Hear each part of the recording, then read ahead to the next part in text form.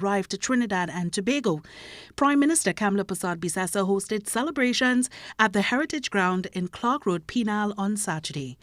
During her speech, Prime Minister Persad-Bissessar honoured the sacrifices and resilience of East Indian indentured immigrants as she reflected on her own family's journey. I remember my great-grandmother.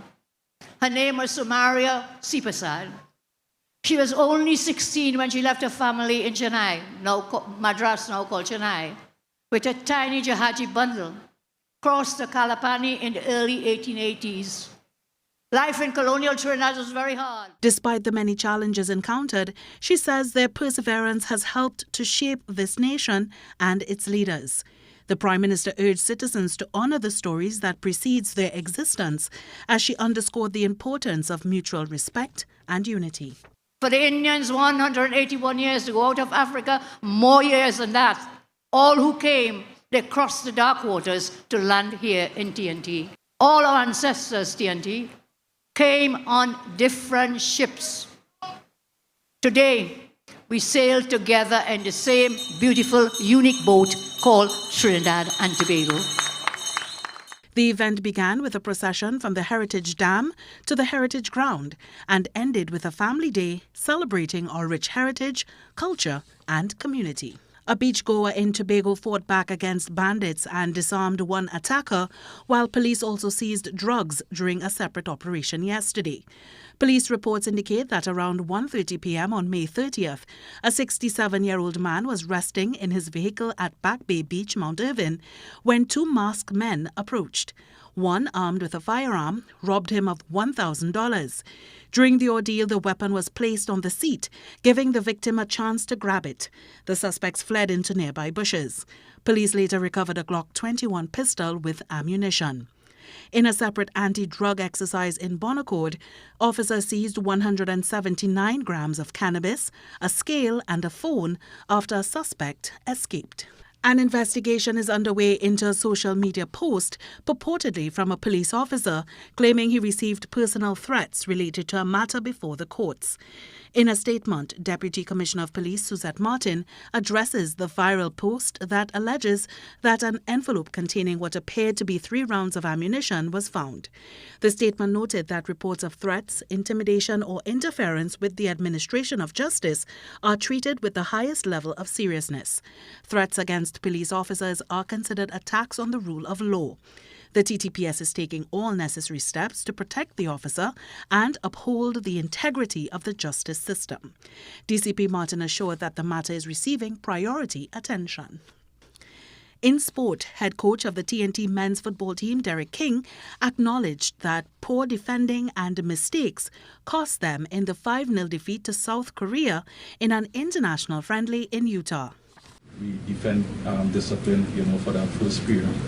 It's something that, we had to continue working, especially when we play against tough opponents. Mistakes will cost you. I think we gave away the first goal. Korea score was a very soft goal. And the second one was a kind of a silly error, with the first penalty. And that's what's making news this morning. When we come back, the Trinidad and Tobago Today morning show gets going. We'll be right back.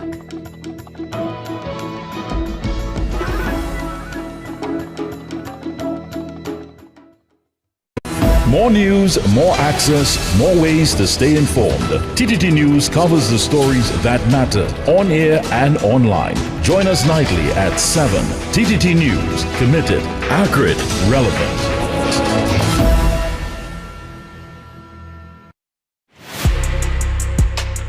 I'm Jamila Bannister, host of the Socially Safe podcast, the new TTPS podcast where we share real stories, teach real lessons, and create real impact. From online safety and youth crime to community policing and personal responsibility, we go beyond the headlines and talk about what's happening in our communities with the officers and experts who are on the front lines. Because safety starts with awareness, conversation, and action. Tune in to the Socially Safe podcast on the TTPS YouTube channel, listen on Apple Podcasts and on Spotify. Don't miss it. Watch on TTT, Mondays 6 p.m. Tuesdays, 1:10 p.m.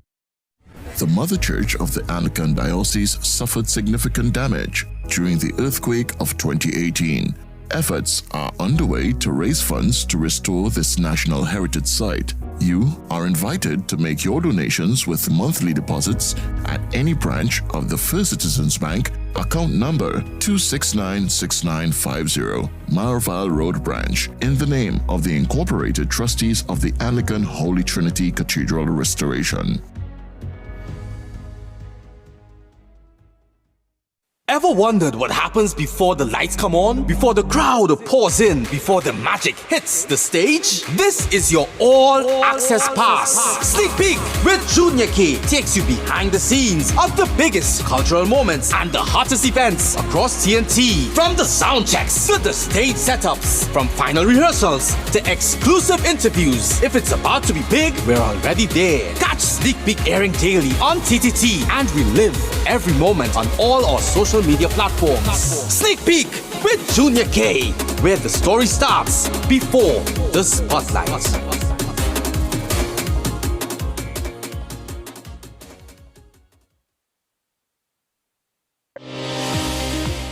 Early prostate cancer has absolutely no signs or symptoms, and that's why we strongly push the men once a year, get out there and get screened with a digital rectal examination and a PSA, prostate-specific antigen, a blood test.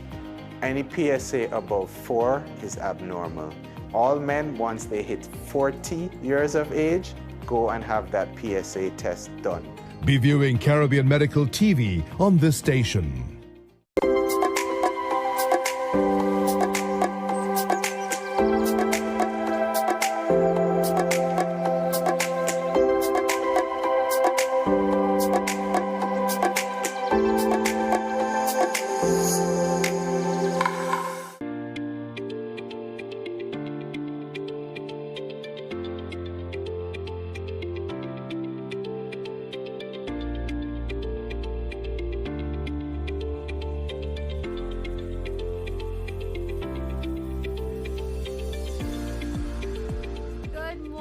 Trinidad and Tobago and the world. Welcome to Trinidad and Tobago Today.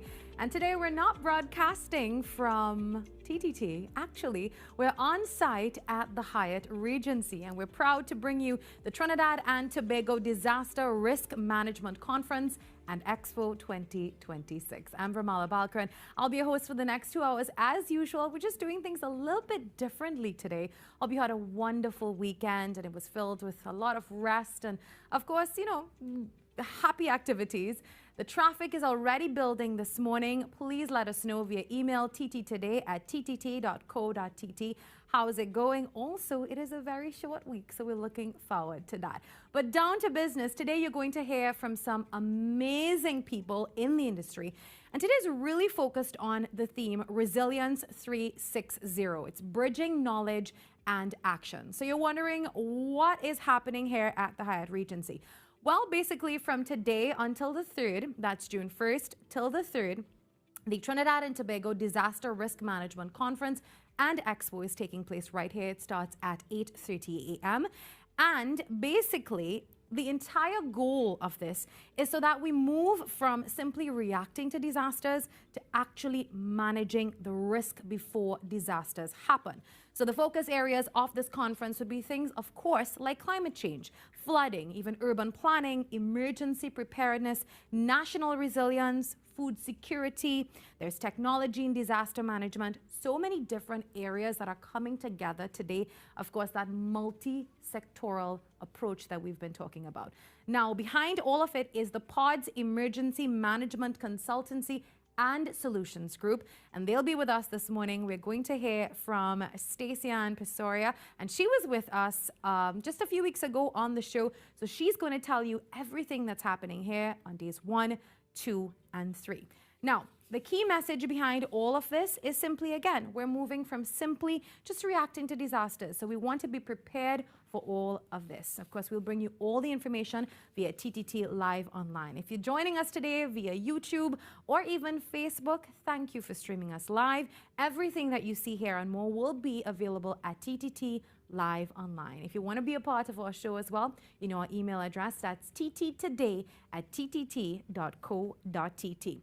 So today, attending the conference, and of course from today until June 3rd, you have government agencies, emergency responders, environmental experts, even media professionals, and NGOs and researchers and technology experts. And you're going to hear from quite a few of them this morning as they tell us what to expect, the importance of this conference, this 3-day conference, and what you can expect going forward in Trinidad and Tobago, and how we can extend all of this beyond even into the Caribbean. So once again, we're broadcasting live this morning from the Trinidad and Tobago Disaster Risk Management Conference and Expo. That's TTDRM 2026. The theme this year, Resilience 360, Bridging Knowledge and Action. We take a break, and when we come back, all the guests will be joining us on set as we tell you what's happening at TTDRM.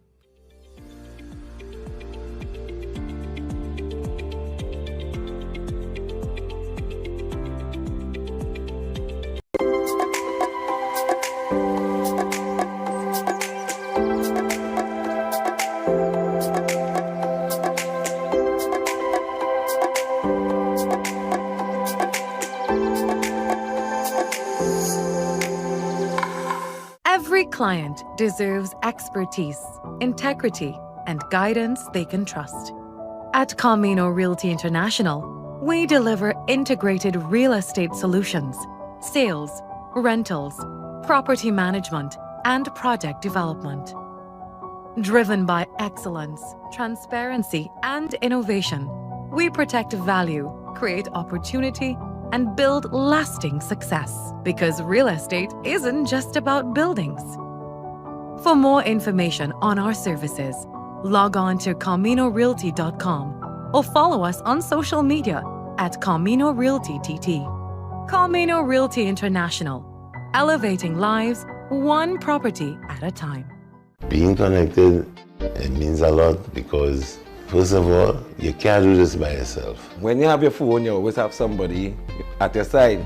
I could call for help, anything going on, you know. You know, I'm giving children the opportunity to experience outside of their neighborhood. Digital is kind of a comfort, you know, you feel good that people in your lives are always able to be contacted. I was with the other network and I was having problems, so I joined Digicel and I never regretted it. The plays that shake the arenas. The stories that move a nation. From football to cricket, track to tennis, every win, every rivalry, every headline. This is where Trinidad and Tobago come for sports. TTT Sports with Nasira Mohammed, daily at 7 p.m. Your news, anytime, anywhere. Join us nightly at 7. TTT News, committed, accurate, relevant. I'm Renee Sion with another edition of Caribbean Week in Review.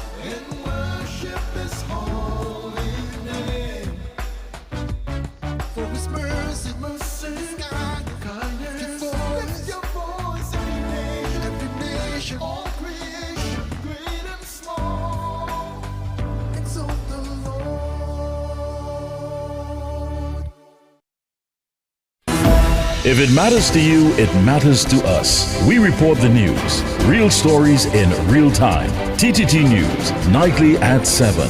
TTT News, committed, accurate, relevant. Up for this exciting challenge and confident about your business? If you are, the 10-20 feature is just what we do. It's where you give your customers 10 reasons in 20 seconds why they should shop by you. This fun-filled feature will be captured, packaged, and aired on television and promoted on social media simultaneously. Small, medium, and large businesses call or WhatsApp 764-3378 or 313-4215. Let's feature your business. 1020 with Junior K. It's affordable, effective, and fun. There are a number of risk factors for heart disease, so a lot of attention has to be put towards preventive cardiology. What can we do to reduce the burden due to all these risk factors? Hypertension, diabetes, cholesterol, need to stop cigarette smoking, you gotta get people exercising. Be viewing Caribbean Medical TV on this station.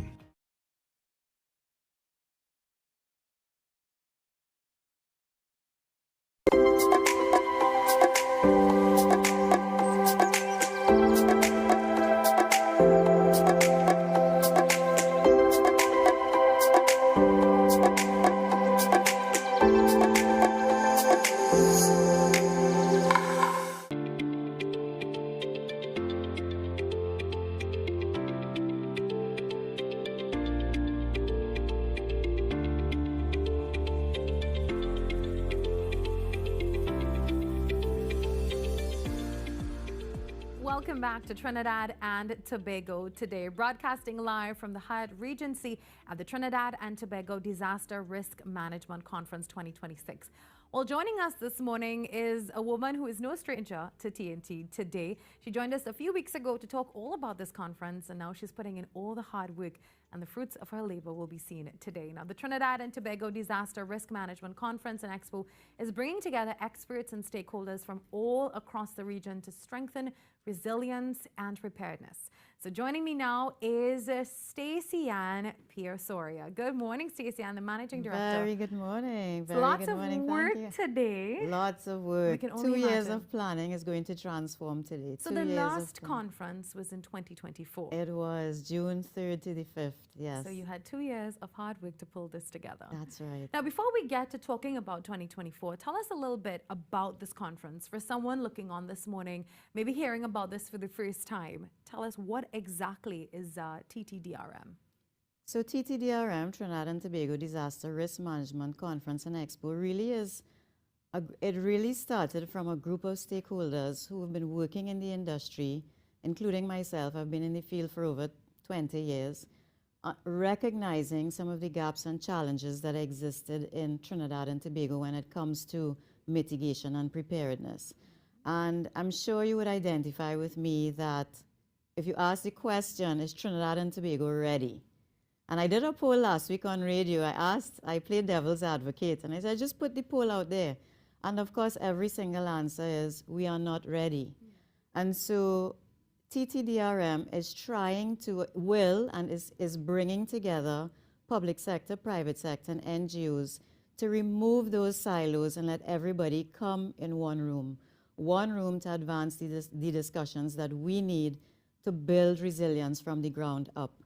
And so in 2024, we pulled off the first one, and it was amazing. It was a totally local conference. And we actually structured it in a way to bring about things such as the Port of Spain evacuation, because we know from the time rain falls and people have to commute out of Port of Spain, you're in bumper-to-bumper traffic. Sometimes people spend 3 to 4 hours. So there isn't even proper evacuation procedures. And so that was one, we just began to bring those topics, those very needed, important topics to the table. And where you have all stakeholders together in one room, you find now the discussion, possible solutions come forward. And so this is the first time, this is a platform where you have that happening. Yeah. And so in 2024, the outcome of that conference was so amazing. The results were encouraging. We decided immediately, let's mobilize for 2026. So immediately after 2024, we went into planning for 2026 based on how it was received. It was like a whole new world. It was really a wonderful experience. And we sent out our call for speakers in October of 2024. And it was amazing, the types of people from the Caribbean who wanted to come to Trinidad to bring their knowledge, bring their practical experience, because of course, in Trinidad, we haven't been hit like how Jamaica has been hit, like how Grenada has been hit. Tobago got hit by Flora in 1963, but we don't really talk about it. What became of it? Well, what were those lessons learned?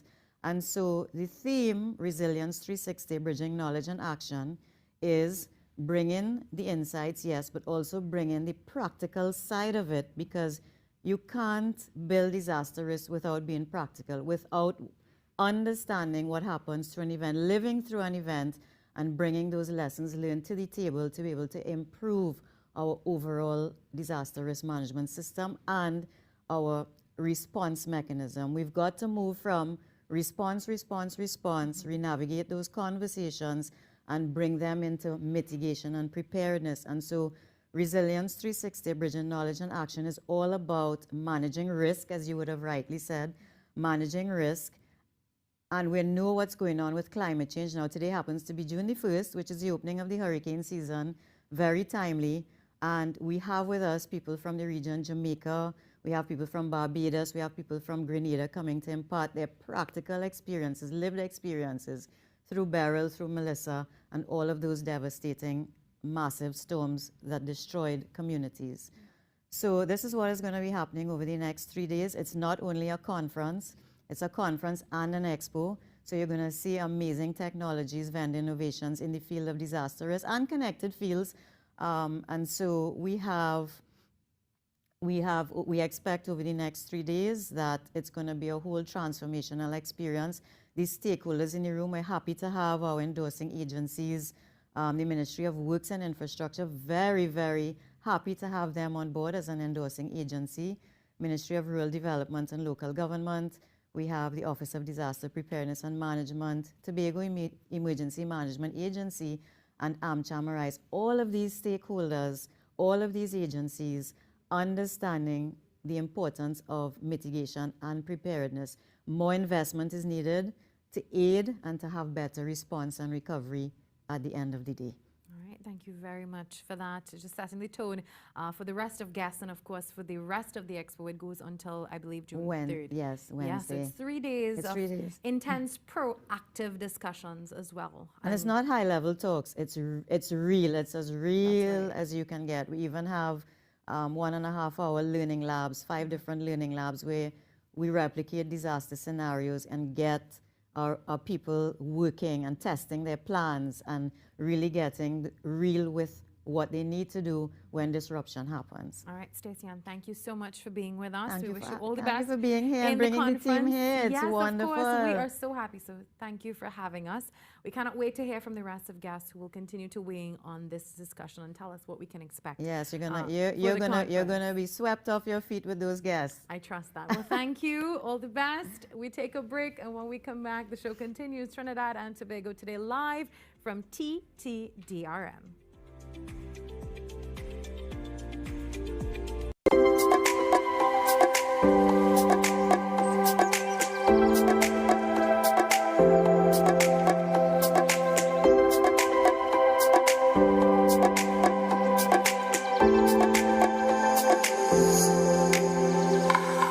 Being connected, it means a lot because, first of all, you can't do this by yourself. When you have your phone, you always have somebody at your side. I could call for help, anything going on, you know. You know, I'm giving children the opportunity to experience outside of their neighborhood. Digital is kind of a comfort, you feel good that people in your lives are always able to be contacted. I was with the other network and I was having problems, so I joined Digicel and I never regretted it. Every client deserves expertise, integrity, and guidance they can trust. At Camino Realty International, we deliver integrated real estate solutions, sales, rentals, property management, and project development. Driven by excellence, transparency, and innovation, we protect value, create opportunity, and build lasting success. Because real estate isn't just about buildings. For more information on our services, log on to CaminoRealty.com or follow us on social media at Camino Realty TT. Camino Realty International, elevating lives one property at a time. Unleash your imagination with TTT's Terrific Toon Time. Join us as we stop evil geniuses from taking over the world on Super Z, or hop on board for a journey into outer space with Galaxy Kids. Be a part of our quest to save the forest alongside our robot pals from Bugspot Ignition. Or let's go exploring with Duda and Dada. It's fun-filled adventure with Terrific Toon Time right here on TTT.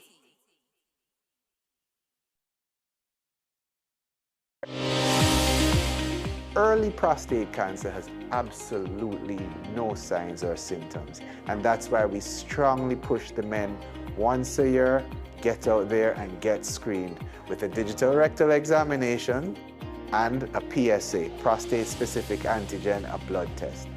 Any PSA above 4 is abnormal. All men, once they hit 40 years of age, go and have that PSA test done. Be viewing Caribbean Medical TV on this station.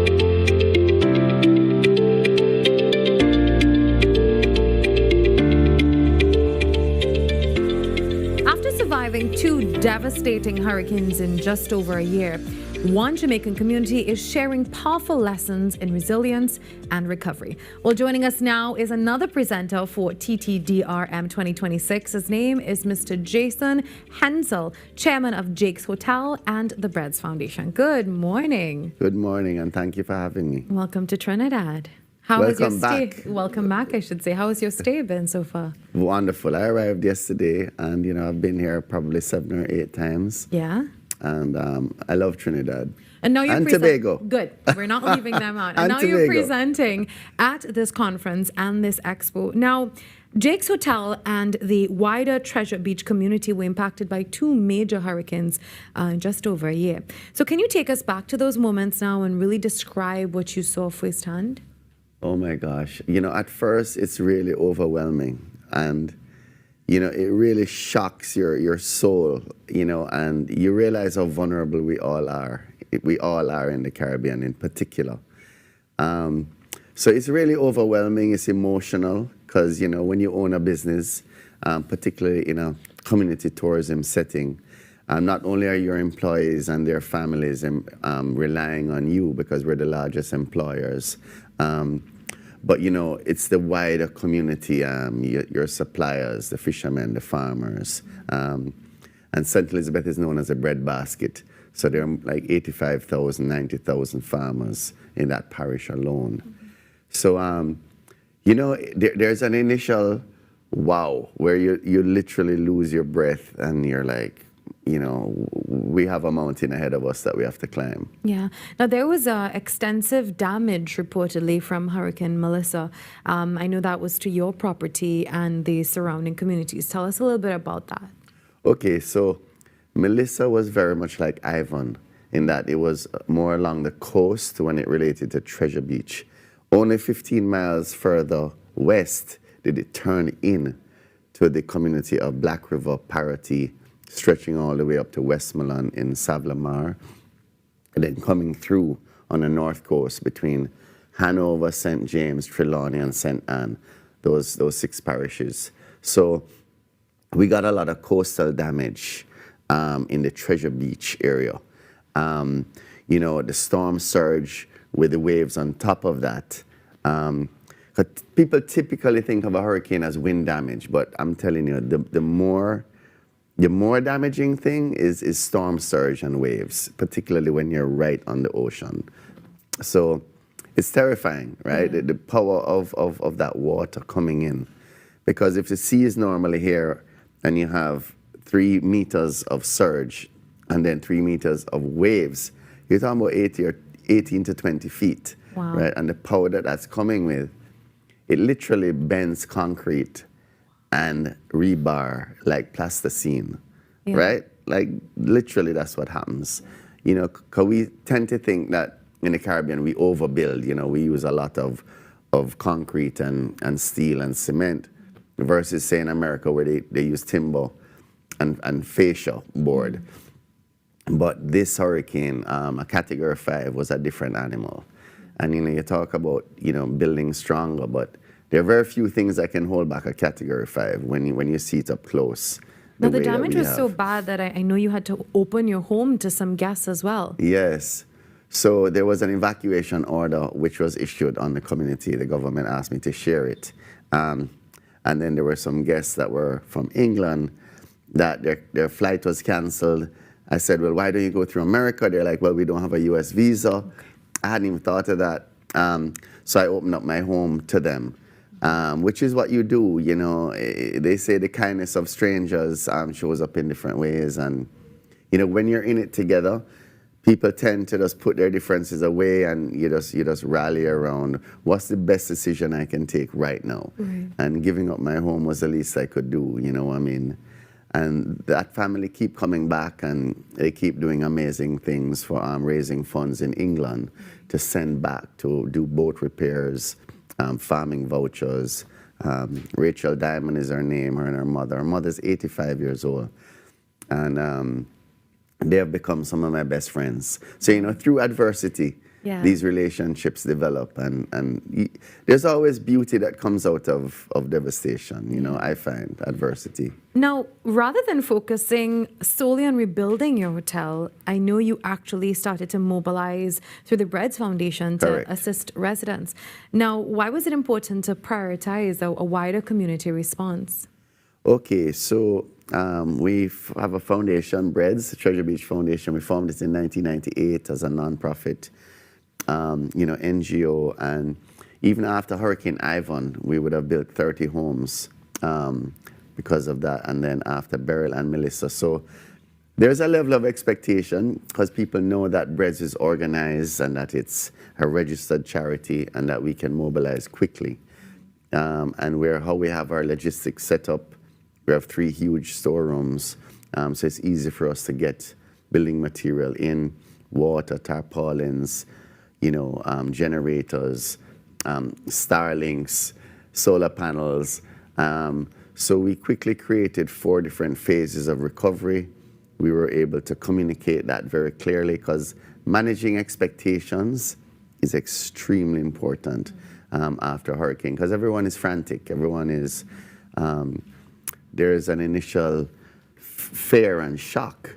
So, you know, when you're able to communicate clearly, okay, this is how we're going to approach it, this is how we're going to make our decisions, then that gains trust. And trust is something that is extremely valuable, particularly after a hurricane when people are desperate. Yeah. Right? Now, looking beyond reconstruction, how do we ensure that communities and businesses across the Caribbean are better prepared for a next major storm if that happens, rather than simply rebuilding after a disaster, which is one of the most essential parts of this conference and expo as well? Yeah. It's not reacting, but it's being proactive as well. Right.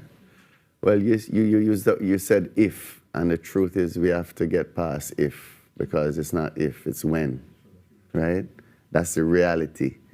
And we have to get organized, we have to form non-profit organizations or any type of organization that can build relationships, come to conferences like this.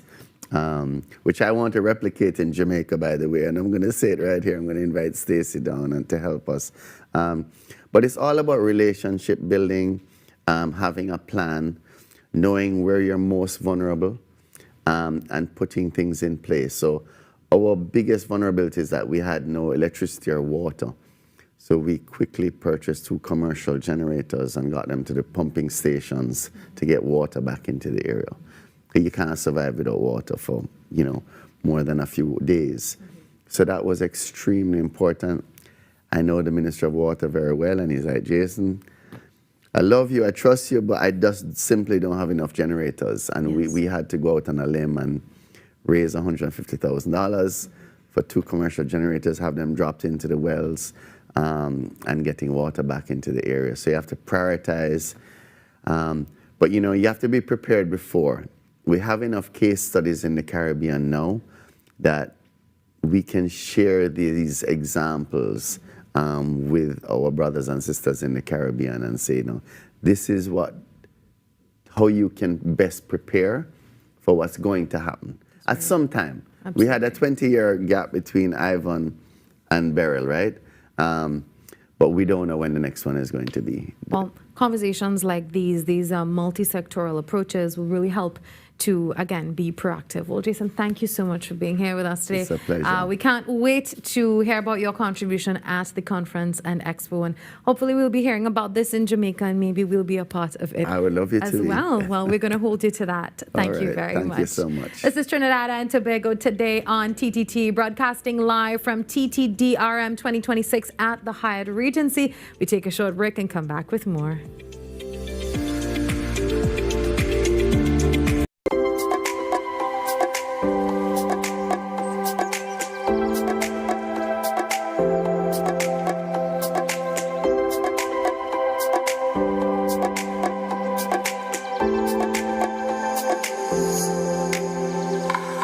Being connected, it means a lot because, first of all, you can't do this by yourself. When you have your phone, you always have somebody at your side.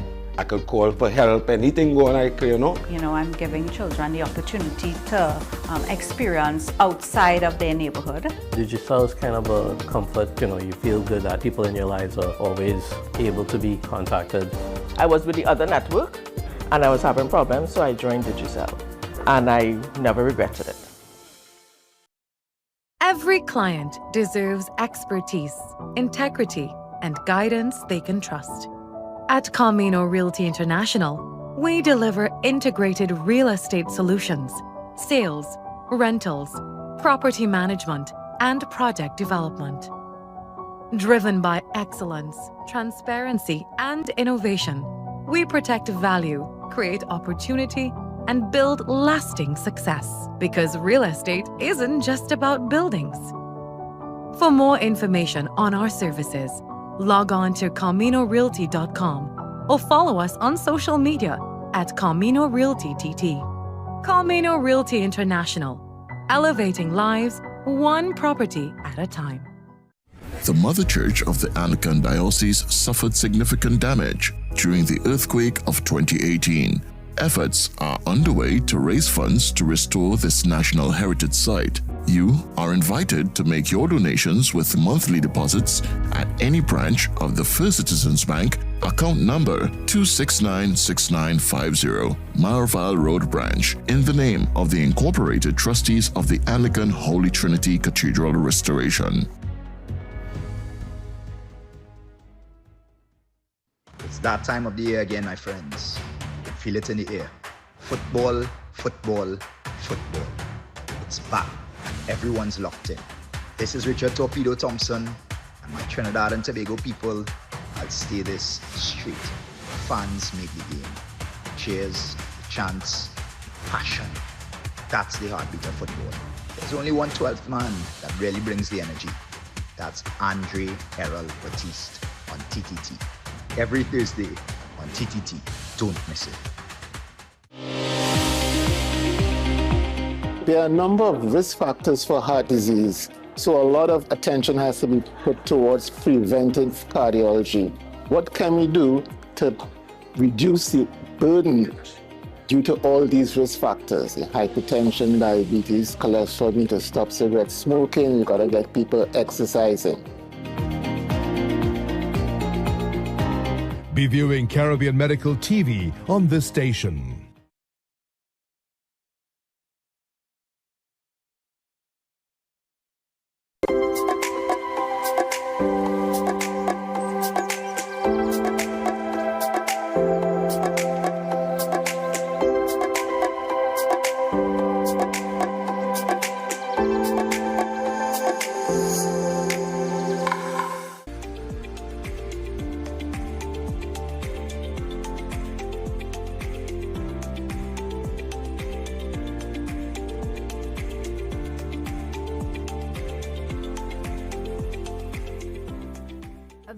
beautiful Monday morning, 1st of June 2026. We're broadcasting live from the capital, Port of Spain, Trinidad and Tobago. This is TTDRM 2026.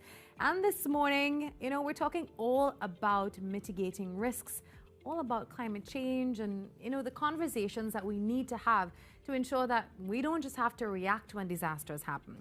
And early warning systems can really mean the difference between life and death during an emergency. Well, Kelly Roney joins us now to discuss how modern technology is helping communities prepare for multiple hazards. Good morning, Kelly. Good morning. Thank you for having me. Now, I know that you are the managing sales representative of Whelan Engineering, and where is this located?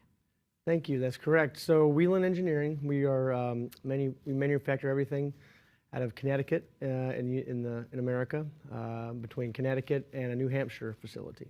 Yeah. And what exactly does Whelan do? So we manufacture all faucets of the outdoor mass notification and emergency lighting. Particularly for why I'm here, we're talking the outdoor mass notification, and so we make all the loud alert and siren speakers that you see and hear. And that makes a big difference when disaster strikes. Certainly. I mean, getting the getting people's attention, getting people informed quickly, instantaneously, without having to check your cell phone or go inside to get information or having opt-in. It's the instantaneous. Everyone understands a loud siren tone, and now you've got my attention. Right. So now what next steps? Yeah. Now, how have warning signs really evolved now from where they used to be, those traditional scary sirens, to what they are now with your technology? So certainly the technology has absolutely changed, but the idea remains the same, right? We're still trying to get people's attention through a very loud noise. So, years and years ago, obviously there was different ways of making the noise. Compressed air or motorized engines and those types of things, fans and anything that kind of make the noise. For Whelan Engineering, we do everything with electronic amplifiers and speaker drivers. So for that, we can be able to replicate the sounds of the old scary sirens, but we can follow that up with pre-recorded voice messaging and live PA. Now, a major concern whenever there is a disaster, there's a power outage. So how does this technology actually remain functional? Well, it's a fantastic point, and you're right. I mean, that's always the first thing that we worry about is the power as soon as we have that. So for electronic sirens such as the Whelan that we make, everything's 100% battery powered. So we're not expecting for the AC to be on. We are fully 100% battery powered. That means so even if when the power goes out, when we say when, we're still able to use our outdoor alert sirens because cell phone towers may be down, the power may be down, but we still have the ability to talk over our loudspeakers. Yeah. Now, how long has this technology been in use? Well, Whelan Engineering started manufacturing the first electronic sirens back in the 70s. Oh. So really the idea has been around for a long time, but perfected over the years. Yeah. Now, there's also the need for community education to let people know what sirens mean. Are there different alerts for different situations?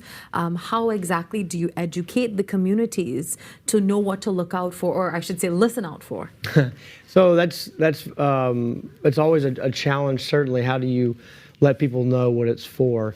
But that's kind of why we follow this acronym called AID, A-I-D, Alert, Inform, Direct. So we alert you with, a siren tone, then we inform you of the situation with a pre-recorded voice message, and then we can direct with a live PA. So you really don't have to have that much education as far as hearing these, because I don't need to understand, like, was that an alert tone or was that a wail tone? There's different names for them. Okay. Am I supposed to evacuate or am I supposed to shelter in place? I need to know that. So that's where the information posts that. And it could be someone like me who's brand new to the country, and I can still understand and get the message, and I wouldn't have to be a local resident. So now countries like ours are trying to strengthen our disaster preparedness. So what are some of the key considerations when implementing something like that, a national multi-hazard early warning system for us here? Well, the key is certainly something that that PODS is doing with the disaster resilience conference that we're here for today. We're getting the message out. We're educating people. We're understanding the importance of it. That there is technologies out there. There's ways of getting the information. There's ways of becoming proactive when we talk about disaster management. So I think the education, the talking about it, the understanding, then it really becomes more important. You don't want to have to go and say, well, I told you so. Yes. So. Well, before we wrap up, what are you looking forward to most from TTDRM 2026? Oh, well, personally, I guess there's a couple of answers. I mean, meeting people, new people, understanding different cultures, and we have these systems in and around the Caribbean. We just did the entire country of Aruba. So I enjoy getting to educate new folks, but it's my education, right? I get to hear different stories and different reasons for why we do important things. Well, we know that you'll make definitely a very wealthy contribution today. And of course, for the next few days, you'll be here as well. That's right. Yeah, thank you. All right. Well, enjoy TTDRM. We look forward to hearing everything that you have to say about Whelan and how we can probably integrate something like a multi-hazard early warning system. Yeah. Thank you very much, Kelly. Well, I appreciate it. Thank you very much. For joining me today. Broadcasting live from TTDRM 2026. The theme this year, it's Resilience 360. We take another break, and when we come back, Trinidad and Tobago Today, live at the Hyatt Regency, continues.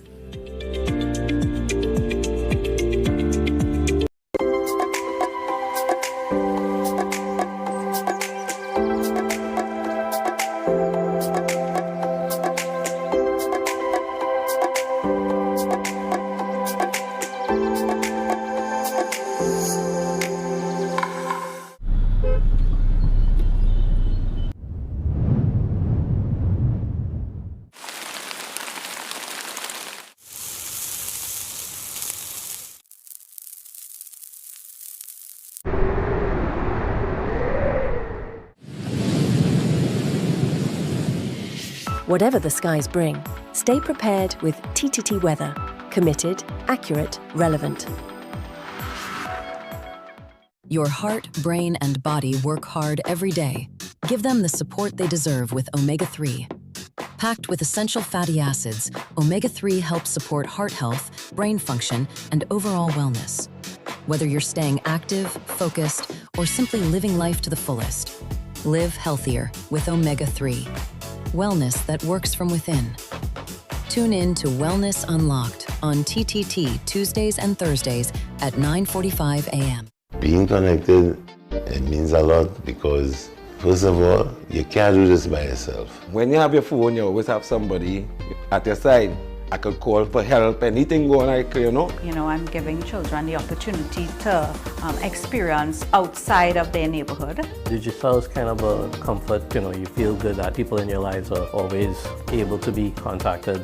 I was with the other network and I was having problems, so I joined Digicel and I never regretted it.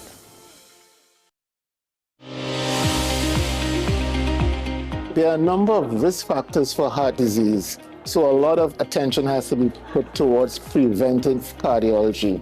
What can we do to reduce the burden due to all these risk factors? Hypertension, diabetes, cholesterol, need to stop cigarette smoking, you gotta get people exercising.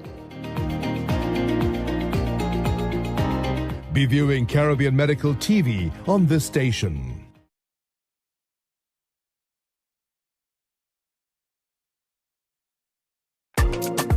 What if possibility was only the beginning? Welcome to Limitless, a journey where ideas become action and action becomes impact. From breaking barriers and challenging misconceptions to designing with dignity and driving innovation with heart. This series explores how inclusion is moving from concept to community in Trinidad and Tobago. Across each episode, we meet the change makers and everyday leaders, turning challenges into opportunity, building real solutions that change real lives, from possibility to impact. This is Limitless.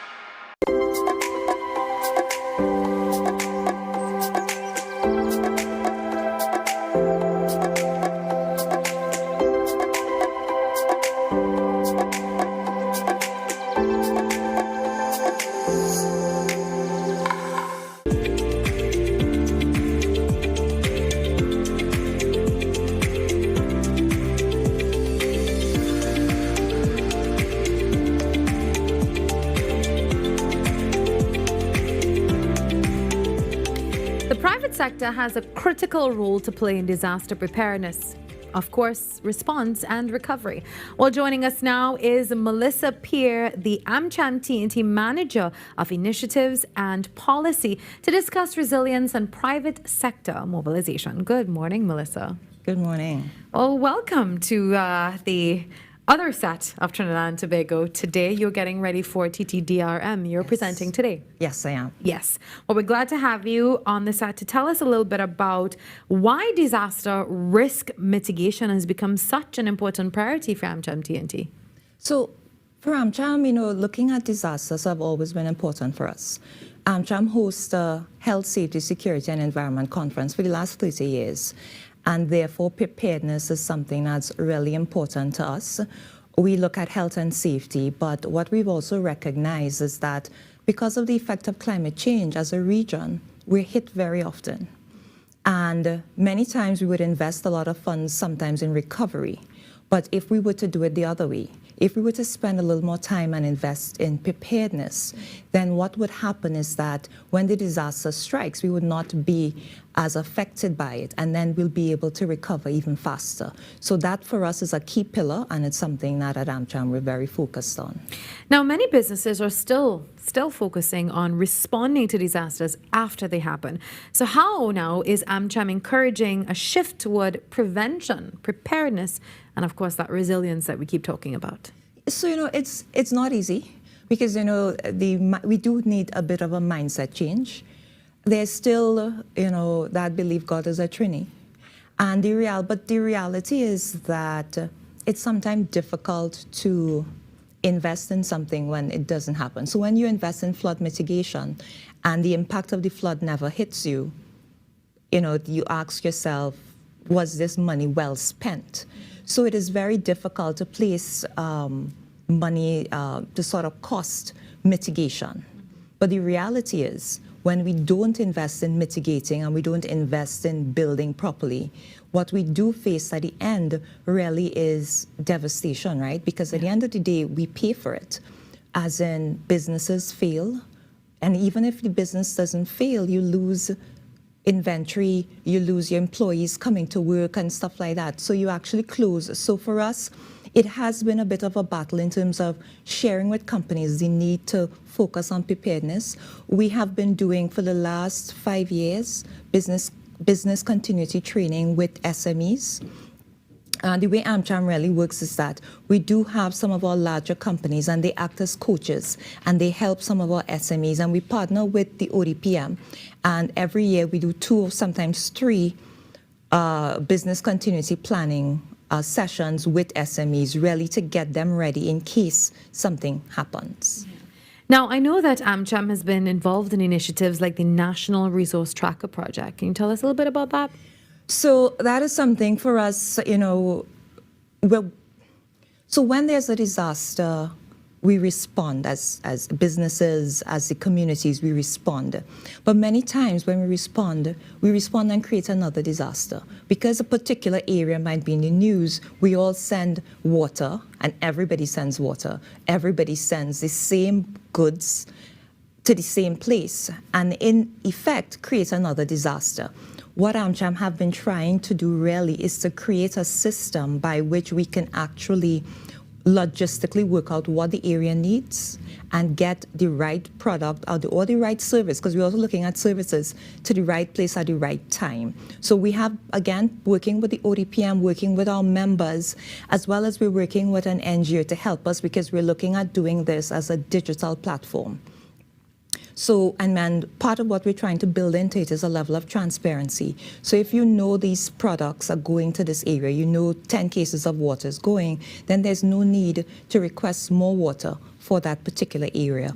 And companies will feel comforted knowing, oh, this is where my investment went. I submitted water, this is where it went. The diaspora sometimes want to give back, and therefore they will know when their monies were used to purchase or to give cards to help people to get groceries. You will now be able to tell where all of this went. Yeah, to manage the resources. Yes. That is brilliant. Yeah. Now, I have to ask you, what does a truly effective public-private partnership look like for disaster preparedness and response?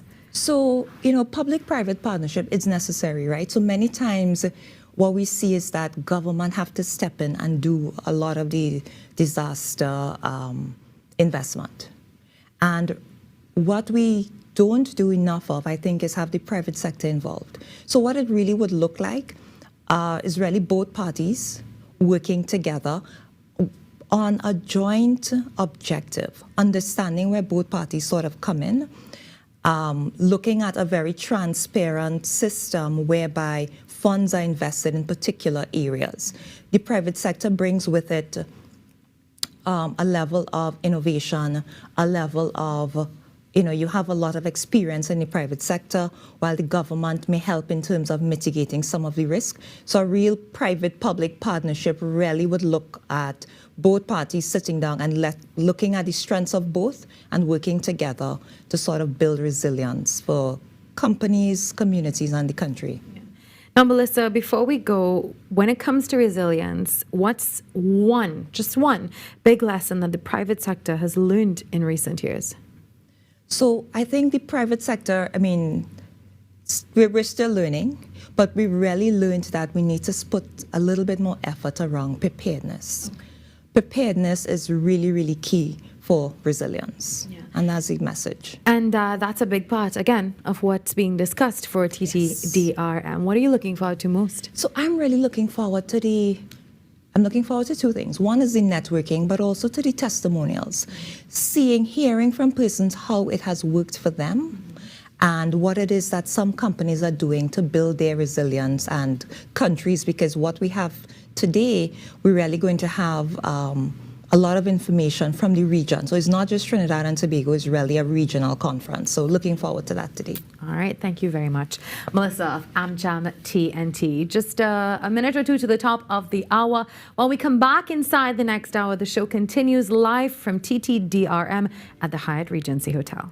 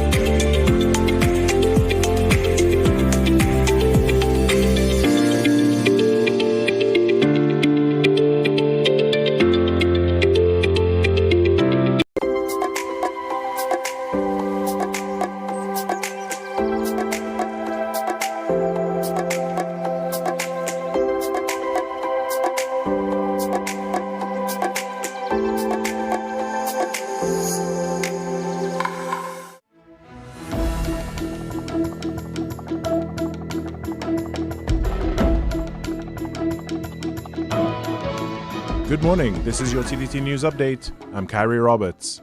Making the news at this time. The enduring cultural bonds between Trinidad and Tobago and India were highlighted by Dr. Valmiki Arjun at the Cultural Heritage Ambassadors of Trinidad and Tobago's annual Indian Arrival Day Breakfast Fellowship. There, the importance of strengthening these connections was underscored through initiatives such as access to the Overseas Citizenship of India card. He urged citizens to honor their ancestors' resilience, not only by remembering their struggles, but by embracing the shared values of perseverance, enterprise, and community that continue to shape both nations. An MOU on pharmaceutical cooperation has been signed. If that could very well become manufacturing of pharmaceuticals in our soil, that's jobs, that's foreign exchange. That is a brand new sector that doesn't care what the oil price is doing. Trinidad is now the first Caribbean nation to have adopted India's UPI, digital payments platform. That digital infrastructure could position us as the gateway for financial technology in the entire Caribbean. OCI cards extended to the 6th generation. However, Indian High Commissioner to Trinidad and Tobago, Dr. Pradeep Singh Rajpurohit, said there has been some difficulty in accessing Overseas Citizenship of India cards. The card allows for better economic engagements between both nations for up to the 6th generation of the diaspora. I wish to convey that a large majority of the Indian diaspora here do not have the ancestry papers, or probably they have, but they are not able to trace in the national archives. This process is often complicated by missing, damaged, or undigitized records at local archives. However, he noted that a collaborative memorandum of understanding with the National Archives of Trinidad and Tobago is being initiated to help make the necessary data more accessible. In other news, the vibrant spirit of Mardi Gras was evident at COSTAT's 13th annual Run for Life 5K and Health Fair on Sunday morning. Runners came out donned in their festive attire, ready to hit the road to soca music. Vice President of Student Affairs, Dr. Helen Williams-Cumberbatch, explained the objective of the event and some of the changes applied to this year's installment. We started this many years ago with the aim of eventually raising funds so that we can support student bursaries and help our students with offsetting some financial costs. This year we put a little twist on Run for Life. We've combined it with our annual health fair, which is typically a separate event. And so we're having the 5K and the health fair in one this year, and we're hoping to double up and get folks involved. So after they finish the 5K, go and access some of the services, get some testing done. COSTAT nursing students worked alongside healthcare professionals at the health fair, where participants had access to free eye examinations and other health services. Some even engaged in exciting trivia.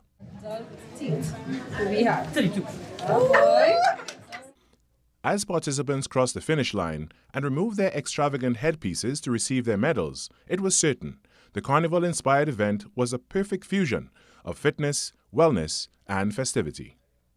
In sport, defending champions of the Indian Premier League Royal Challengers Bengaluru faced off against the Gujarat Titans in the 2026 IPL final in Ahmedabad on Sunday.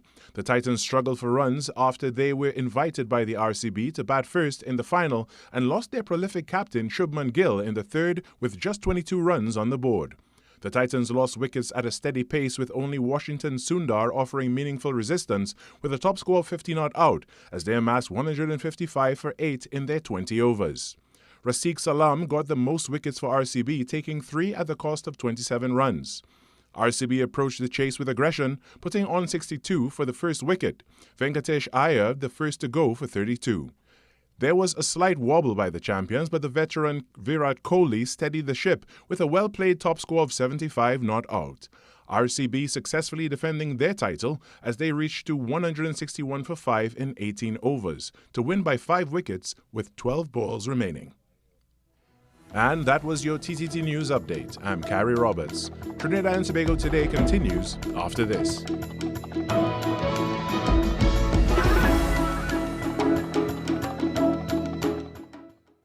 Well, once again, we're at summer's doorstep. The action is picking up with a variety of events that'll thrive alongside all of the popular attractions. Hello everyone, I'm Aidan St. Agathe and welcome to Caribbean Passport TV. All eyes will be on Antigua this summer for the 2026 Carnival celebrations, to which everyone is invited to feel the rhythm.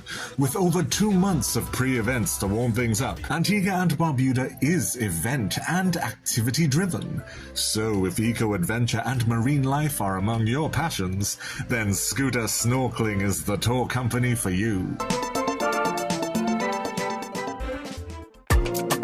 What if possibility was only the beginning? Welcome to Limitless, a journey where ideas become action and action becomes impact.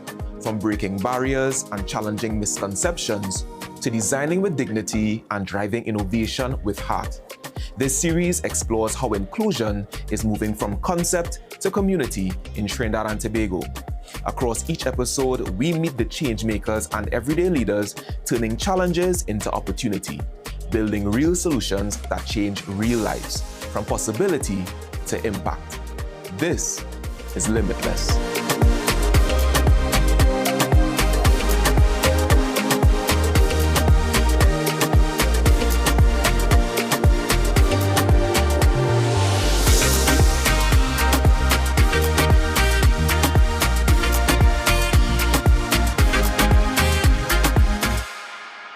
Unleash your imagination with TTT's Terrific Toon Time. Join us as we stop evil geniuses from taking over the world on Super Z, or hop on board for a journey into outer space with Galaxy Kids. Be a part of our quest to save the forest alongside our robot pals from Bugspot Ignition. Or let's go exploring with Duda and Dada. It's fun-filled adventure with Terrific Toon Time right here on TTT.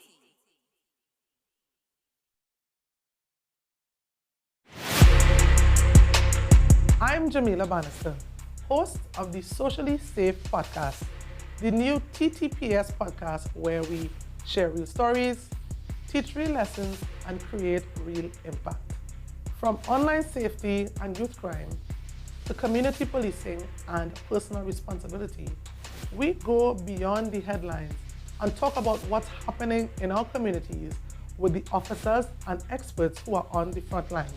Because safety starts with awareness, conversation, and action. Tune in to the Socially Safe podcast on the TTPS YouTube channel, listen on Apple Podcasts, and on Spotify. Don't miss it. Watch on TTT, Mondays, 6 p.m., Tuesdays, 1:10 p.m.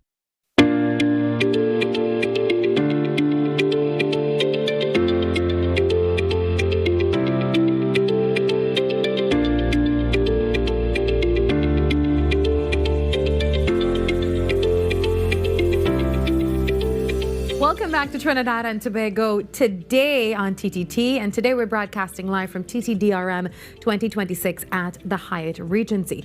Now, this conference actually happened in 2024 before, and the numbers for that, actually 150 attendees, there were 29 speakers and also 4 endorsing agencies. So this year it is bigger and even better.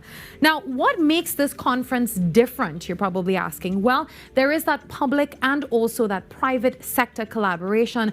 There'll be interactive discussions. You can look forward to learning labs and workshops, something a lot of people are excited about. Also, there'll be real case studies and of course that focus on practical solutions. Where do we go from here? The conversations that we have, they don't just need to be conversations, they need to be put into action as well. And of course the theme this year, it is Resilience 360.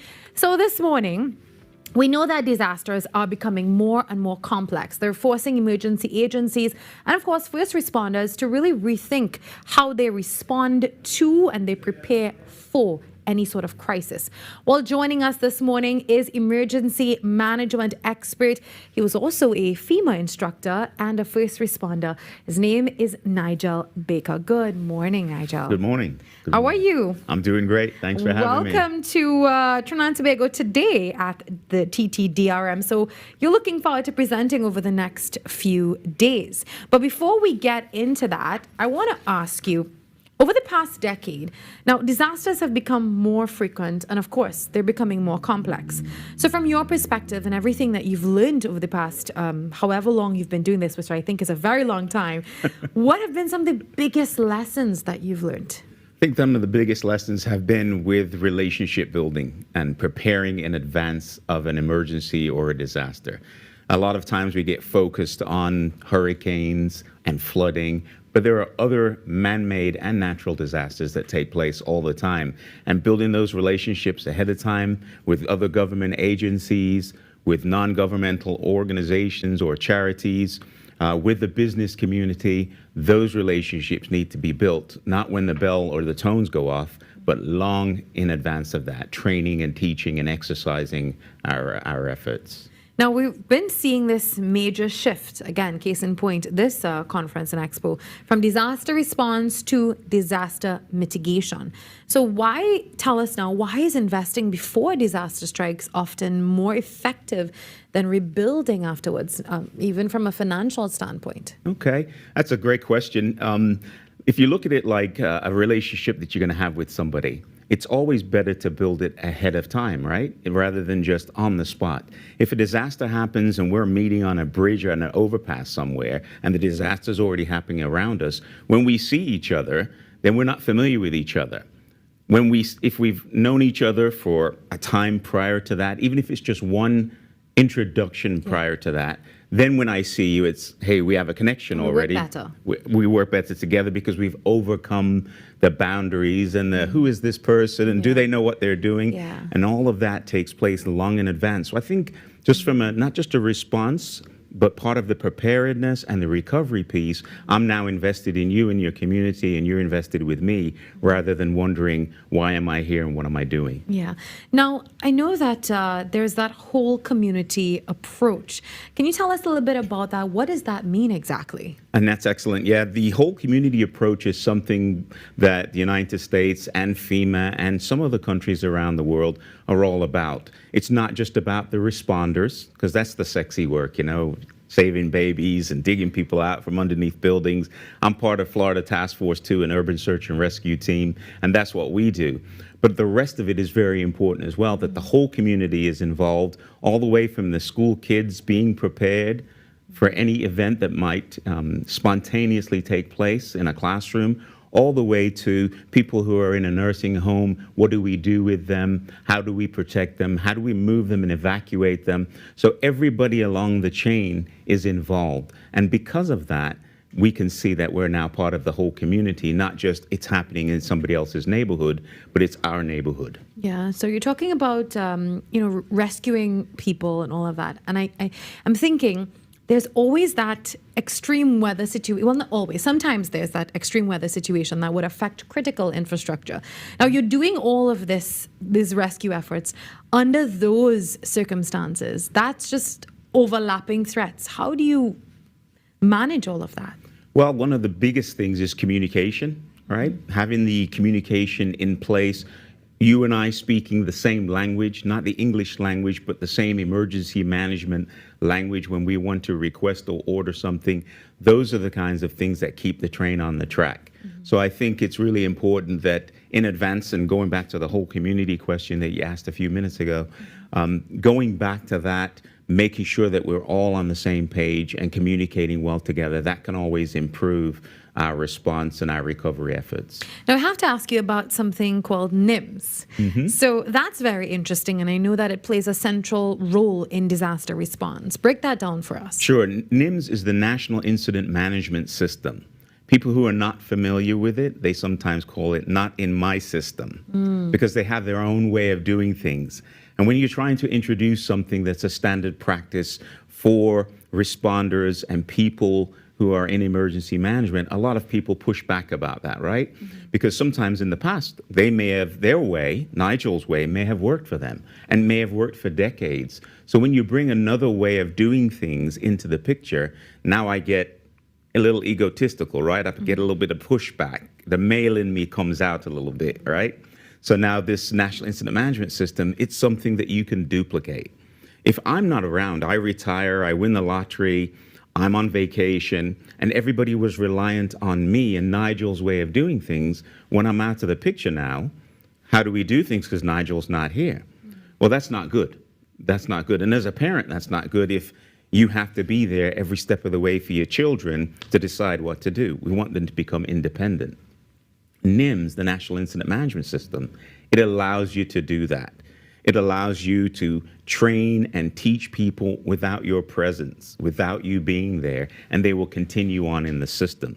It allows a system to be set up, a standard, where you have people who fill various roles in an emergency, in a disaster, even a planned event. You can use the National Incident Management System, and everybody fulfills their role during that event. That's what I'll be talking about here at the conference. Yeah. We have a couple learning labs, and we'll be talking and going into detail about what that National Incident Management System means and what the different positions are. And there's 8 key positions and what those people do in order to get the message out and to meet the objectives. Now, something that's really interesting to me is that cybersecurity is now being discussed along with, traditional disaster risks. Why is that? Well, cybersecurity is something that will spontaneously happen. And like a lot of disasters, people don't think it will happen to them. It can encompass government organizations. It can be in private industry. And when it strikes, there's a lot of infrastructure within the organization that a lot of people aren't aware that it will impact. When you think of cybersecurity, you think about a person who's sitting at their terminal on their computer. What a lot of people don't really understand or realize is the impact that a cybersecurity or cyber attack has on a business, on a hospital, or on a government agency. What it does and what it can do is impact your payroll systems. I know that gets everybody's attention because if I tell you you're not getting a paycheck, you're going to pay attention and say, okay, what's going on here? I want to know what's happening. Yes. So it can impact payroll systems. And if it impacts your payroll system, how do you get your employees paid? How are they able to cash their check or their direct deposit? Those kinds of things. That's a huge blow. For me personally, I want to know that you have a backup in place in case that happens. If you're building, right? Building permits. How are you going to issue a construction agency a building permit if you're under cyber attack? Because your systems aren't working. So there are solutions to that, and preparing for that is really important. Yeah. All right. Well, before we go, what are you looking forward to most about the conference and the expo? Well, I'm looking forward to being back in Trinidad. I was here 2 years ago for the original conference, and I've been back last year doing some teaching and some instruction on NIMS. So I'm looking forward to meeting the people, explaining to them to focus on disasters, but also on planned events, as well as any other type of emergency that might come up, and focus on those things to help the people. All right. Thank you very much, Nigel, welcome. for joining us today. Monday, 1st June on Trinidad and Tobago Today, live from TTDRM 2026 at the Hyatt Regency. We take a break and come back with another special guest.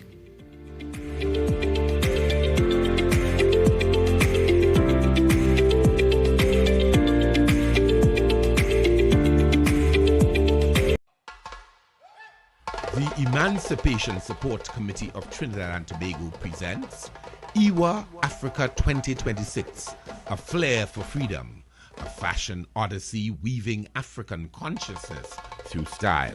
Directed by Richard Young at the Winifred Atwell Auditorium, Queen's Hall, St. Anne's. Sunday, 7th June 2026.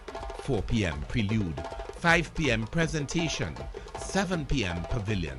Igniting African consciousness, dismantling colonial legacies, a flair for freedom. IWA Africa 2026. Attention viewers in Trinidad and Tobago. The Truth of God now airs on the TTT network every Sunday morning at 7 a.m.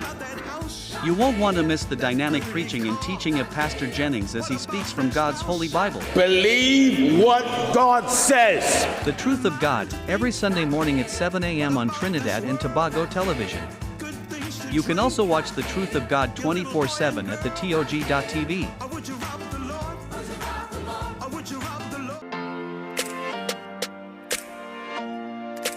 Hi everybody, I am Leah. And I'm Dion. And we are The Duncans. Listen, we're here to tell you about a project the Lord has given to us called the Marriage Confessional. It is geared toward married couples, those that are on the road to marriage, and those that want to get married one day. So join us on TTT and on Facebook and YouTube at TTT Live Online. The Marriage Confessional, only on TTT.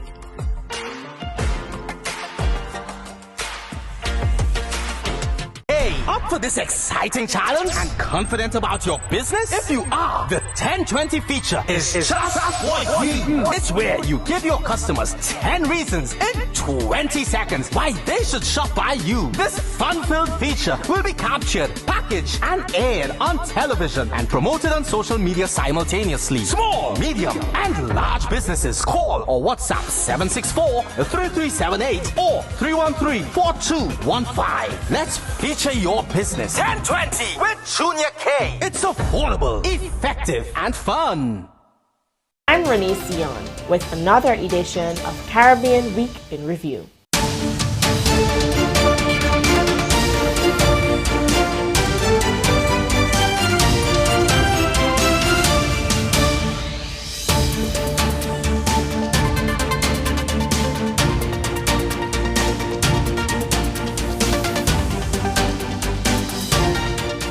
TTT News, every night at 7. TTT News, committed, accurate, relevant.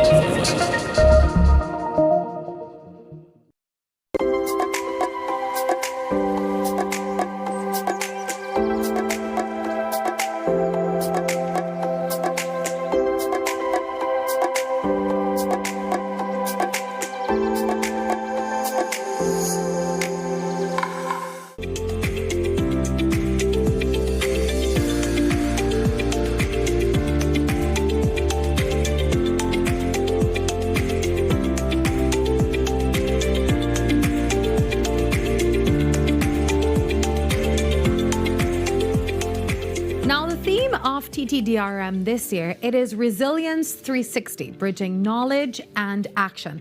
Now, what exactly does that mean? Well, it's really looking at disaster management from every single angle and really understanding how one issue can affect many systems. You know, flooding can affect roads or hospitals. That's just one example of it. And the discussions for the next 1 to 3 days will actually be surrounding all of this. And as climate-related disasters become more frequent, governments are also increasingly focused on financial preparedness and resilience. Well, joining me now on set is Siobhan Britton-Tellisford from Grenada's Ministry of Finance. She is the Deputy Permanent Secretary of the Ministry of Finance in Grenada. Good morning, Siobhan. Hi, good morning, good morning. Welcome to Trinidad. Is this your first time? No, I've been here several times, but it's been a while, so I'm happy to be back. Well, welcome back, I should say.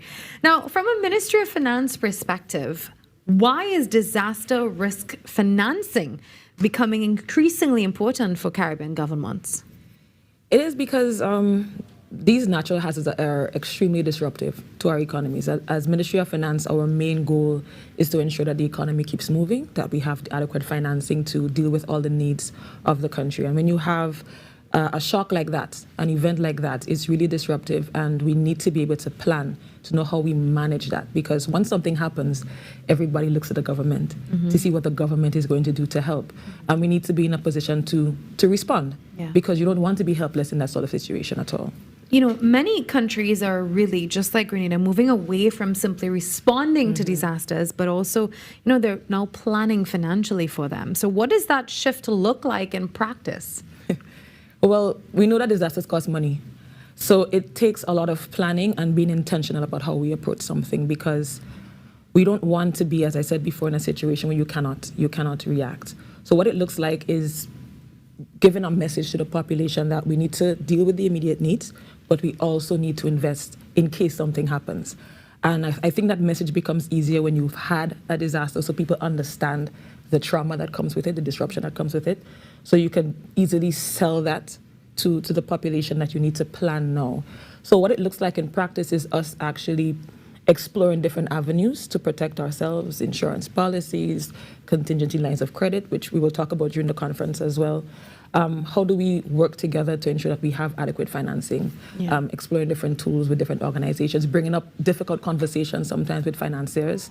So it's a collective approach that we have to really be intentional about how we do it. Now, we're speaking about lived experiences like Hurricane Irma as well.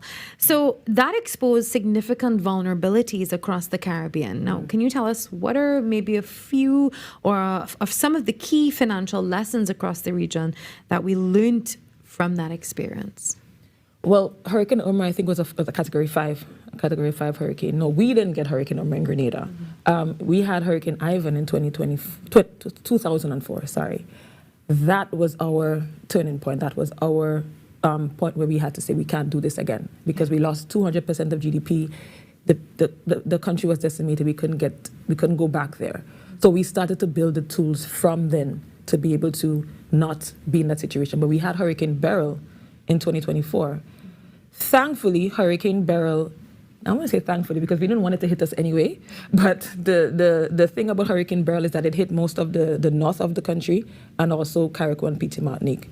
So the economic center was not damaged. So it was a test, really, of our policies. So we were able to not have complete devastation.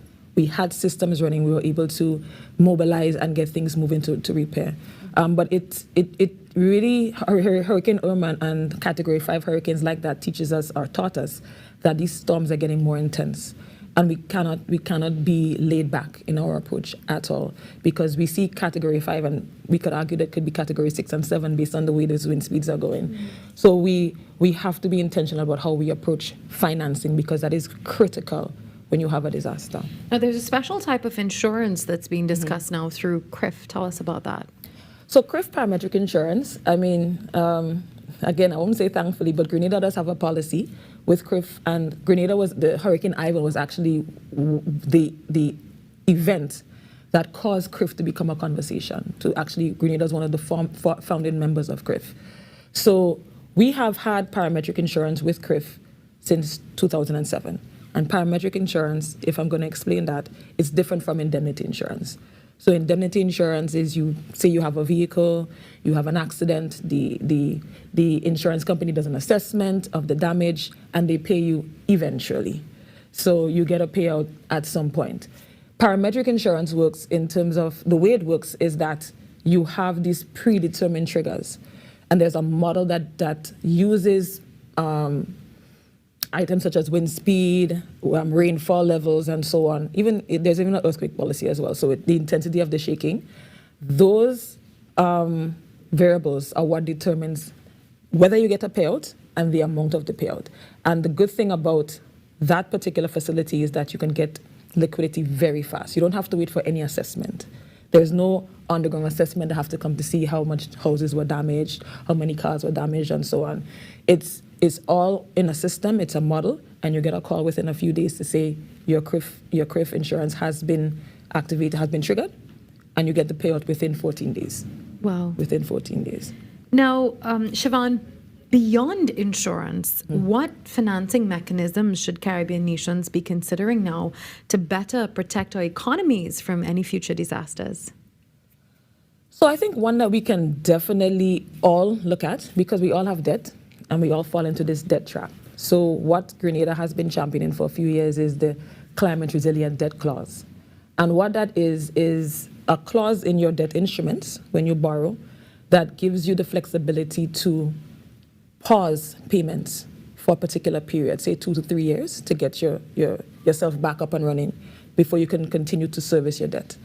And that is very critical because in the case of Grenada and Hurricane Ivan in 2004, that was quickly followed by the global financial crisis. And I say quickly because it took us some years to recover, and then you had the global financial crisis, which is another shock on the economy.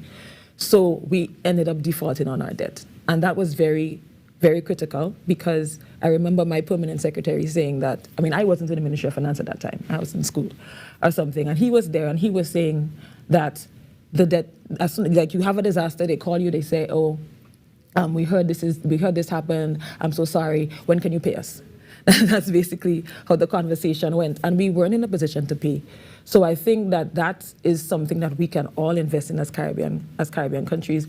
Talk to our financiers, get them to agree, because their main goal is to get paid. And when you have a disaster, especially one that devastates your economic center, you cannot pay because your economy is not operating. So give me a couple of years, let me get back on my feet, and then I will continue to pay you. So that's one critical one I think that we can all work on. But there are other tools. You have contingency lines of credit. You have catastrophe bonds. I will always advocate for countries to get the CRIF insurance.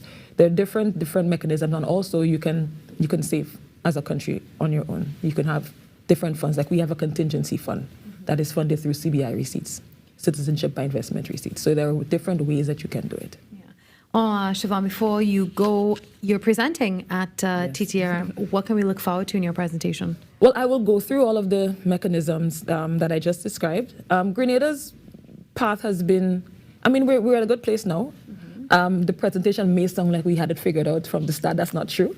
We were feeling our way around a lot, but we eventually got to a point where we were able to structure our tools. So we have different tools for different things. So for a flood, you have a particular tool that deals with that. That's like mostly budgetary financing. For something that is a bit greater, you have a contingency line of credit, say with the World Bank, that helps us with that. And for catastrophic events, we have CRIF. So that's how we layer it.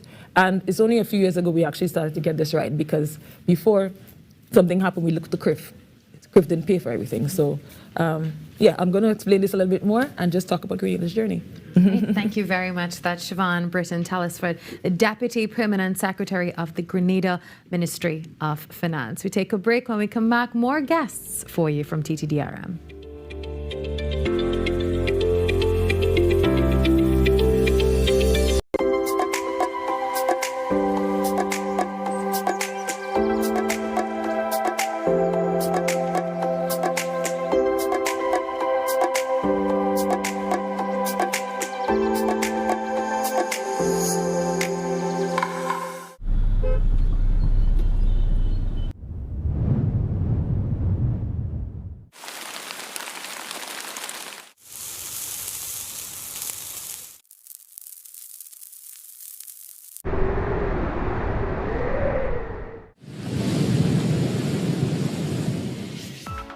TTT Weather with Zaina James, daily at 7 p.m.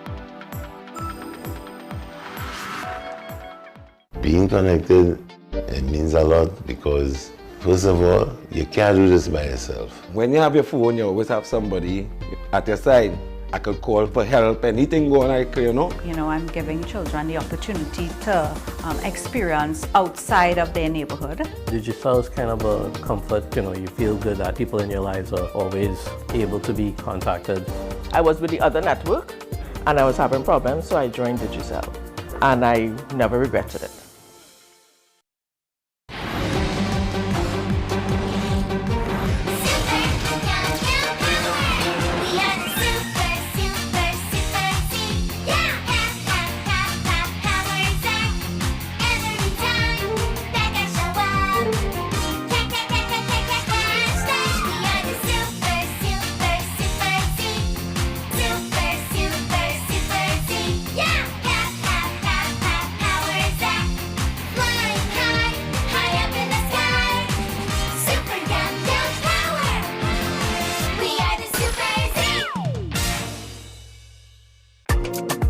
What if possibility was only the beginning?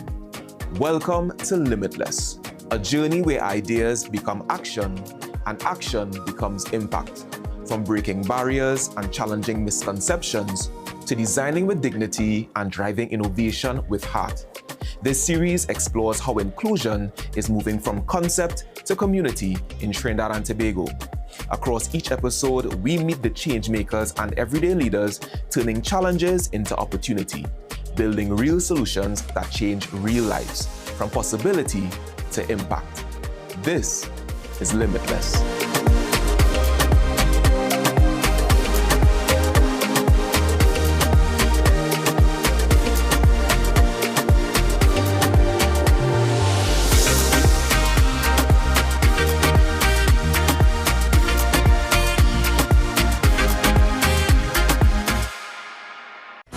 Your world moves fast, so do we. TTT News brings you the people, events, and issues that matter most. Stay informed, stay ahead. TTT News, every night at 7. TTT News, committed, accurate, relevant.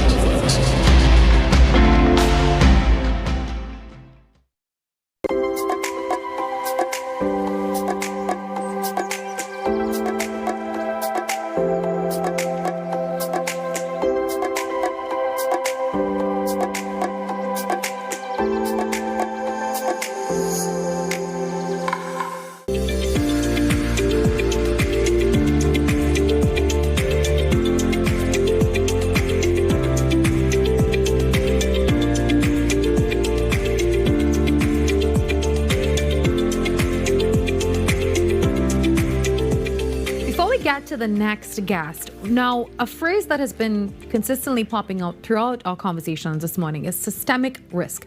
So I want to break that down for you very quickly. Now, risks are interconnected, which simply means that one failure can create a chain reaction. So, for example, severe flooding, roads blocked, evacuations delayed, hospitals can be overwhelmed, and businesses will be shut down.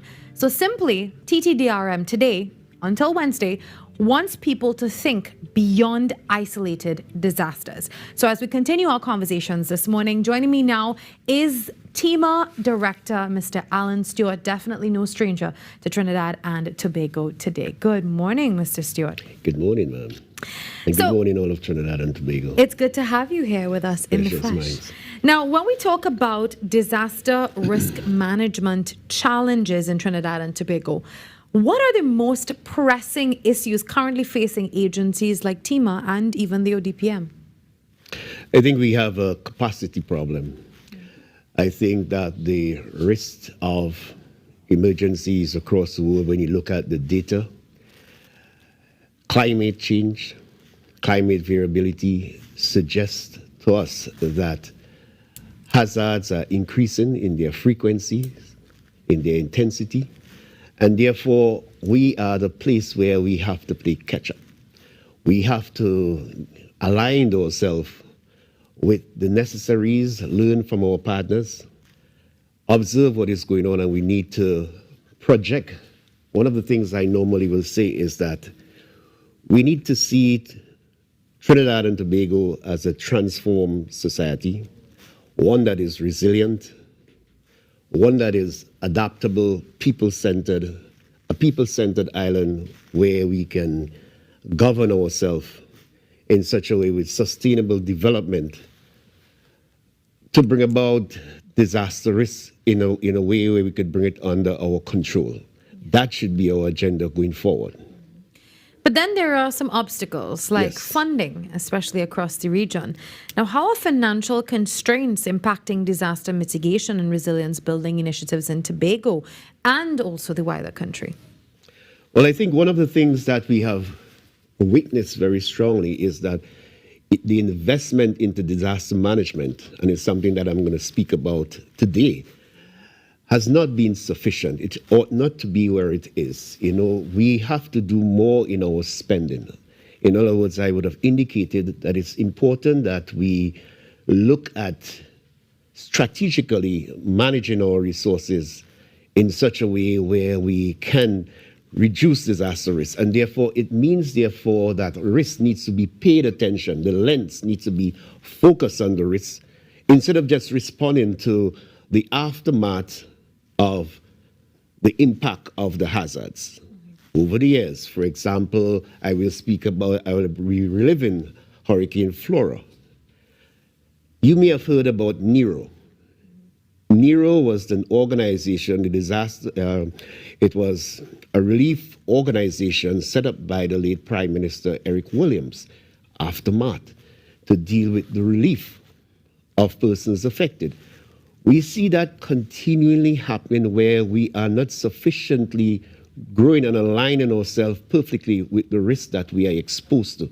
And it means that the investment that we do today, if we put it into the right places, if we build capacity, build redundancy and stability, we will not have to pay so much in the recovery effort. The recovery are suffering across the world today. In the Caribbean, in Trinidad and Tobago, over the years. Now, TTDRM and our entire discussions this morning, there's been growing discussion now about shifting from disaster response to disaster risk management. Now, what does that look like? What changes do we need to make that a reality in Trinidad and Tobago?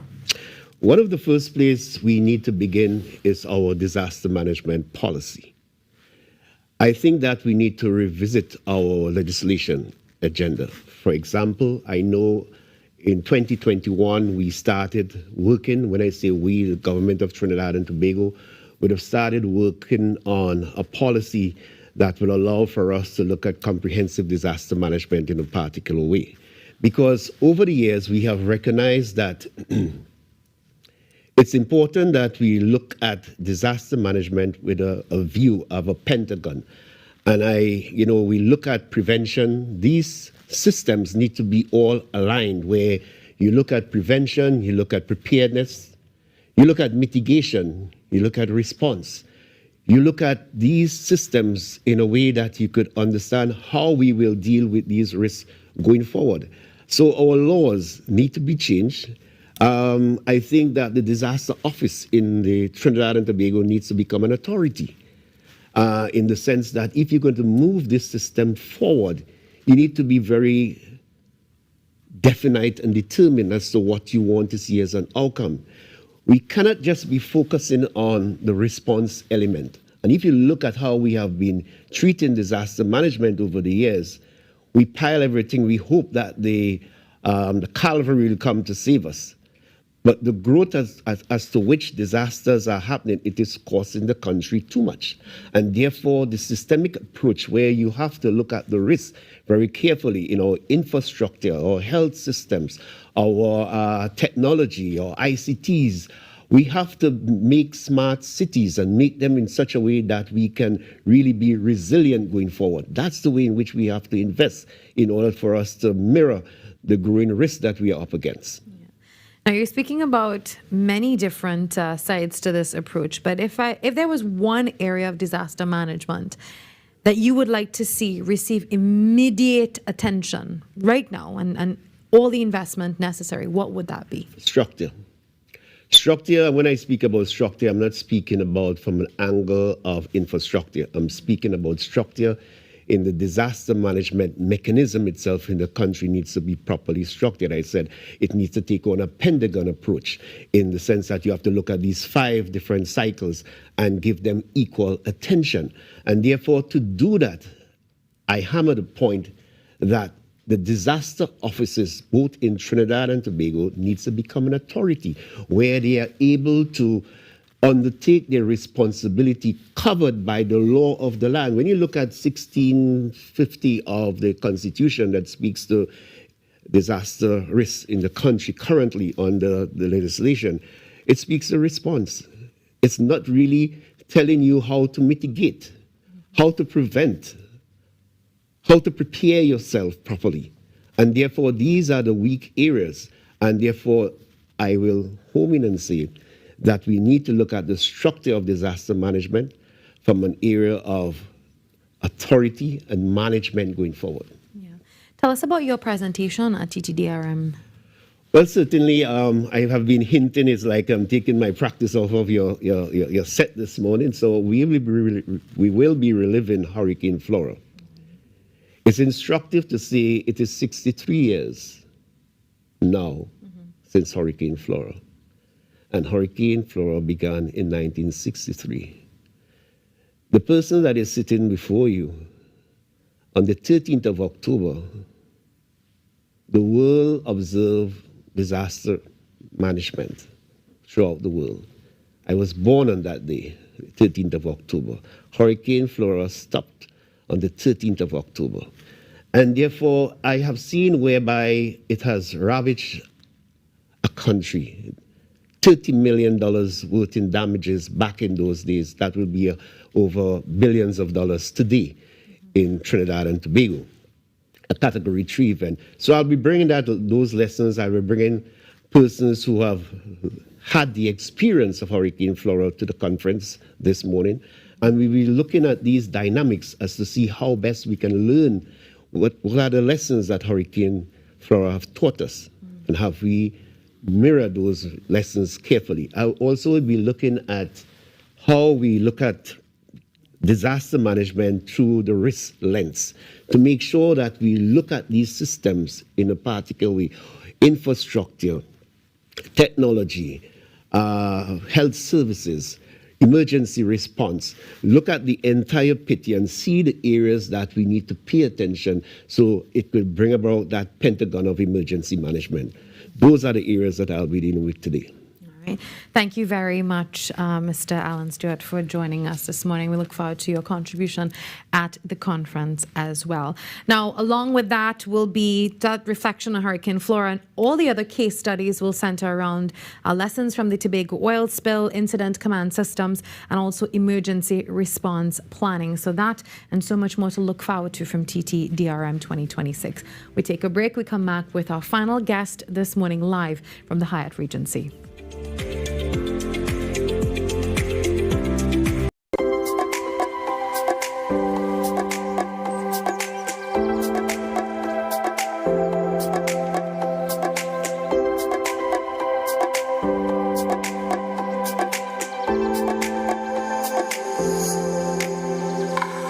Every client deserves expertise, integrity, and guidance they can trust. At Camino Realty International, we deliver integrated real estate solutions, sales, rentals, property management, and project development. Driven by excellence, transparency, and innovation, we protect value, create opportunity, and build lasting success. Because real estate isn't just about buildings. For more information on our services, log on to CaminoRealty.com or follow us on social media at Camino Realty TT. Camino Realty International, elevating lives one property at a time. The Emancipation Support Committee of Trinidad and Tobago presents IWA Africa 2026, a flair for freedom, a fashion odyssey weaving African consciousness through style. Directed by Richard Young at the Winifred Atwell Auditorium, Queen's Hall, St. Anne's. Sunday, 7th June 2026. 4 p.m. Prelude, 5 p.m. Presentation, 7 p.m. Pavilion. Igniting African consciousness, dismantling colonial legacies, a flair for freedom. IWA Africa 2026. Unleash your imagination with TTT's terrific Toon Time. Join us as we stop evil geniuses from taking over the world from Super Z, or hop on board for a journey into outer space with Galaxy Kids. Be a part of our quest to save the forests alongside our robot pals from Bugs Bot Ignition. Or let's go exploring with Duda and Dada. Catch terrific Toon Time weekdays at 4:15 p.m. and Saturdays from 9 a.m. It's fun-filled adventure with terrific Toon Time right here on TTT. Ever wondered what happens before the lights come on? Before the crowd pours in? Before the magic hits the stage? This is your all-access pass. Sneak Peek with Junior K takes you behind the scenes of the biggest cultural moments and the hottest events across TNT. From the sound checks to the stage setups, from final rehearsals to exclusive interviews. If it's about to be big, we're already there. Catch Sneak Peek airing daily on TTT and relive every moment on all our social media platforms. Sneak Peek with Junior K, where the story starts before the spotlight.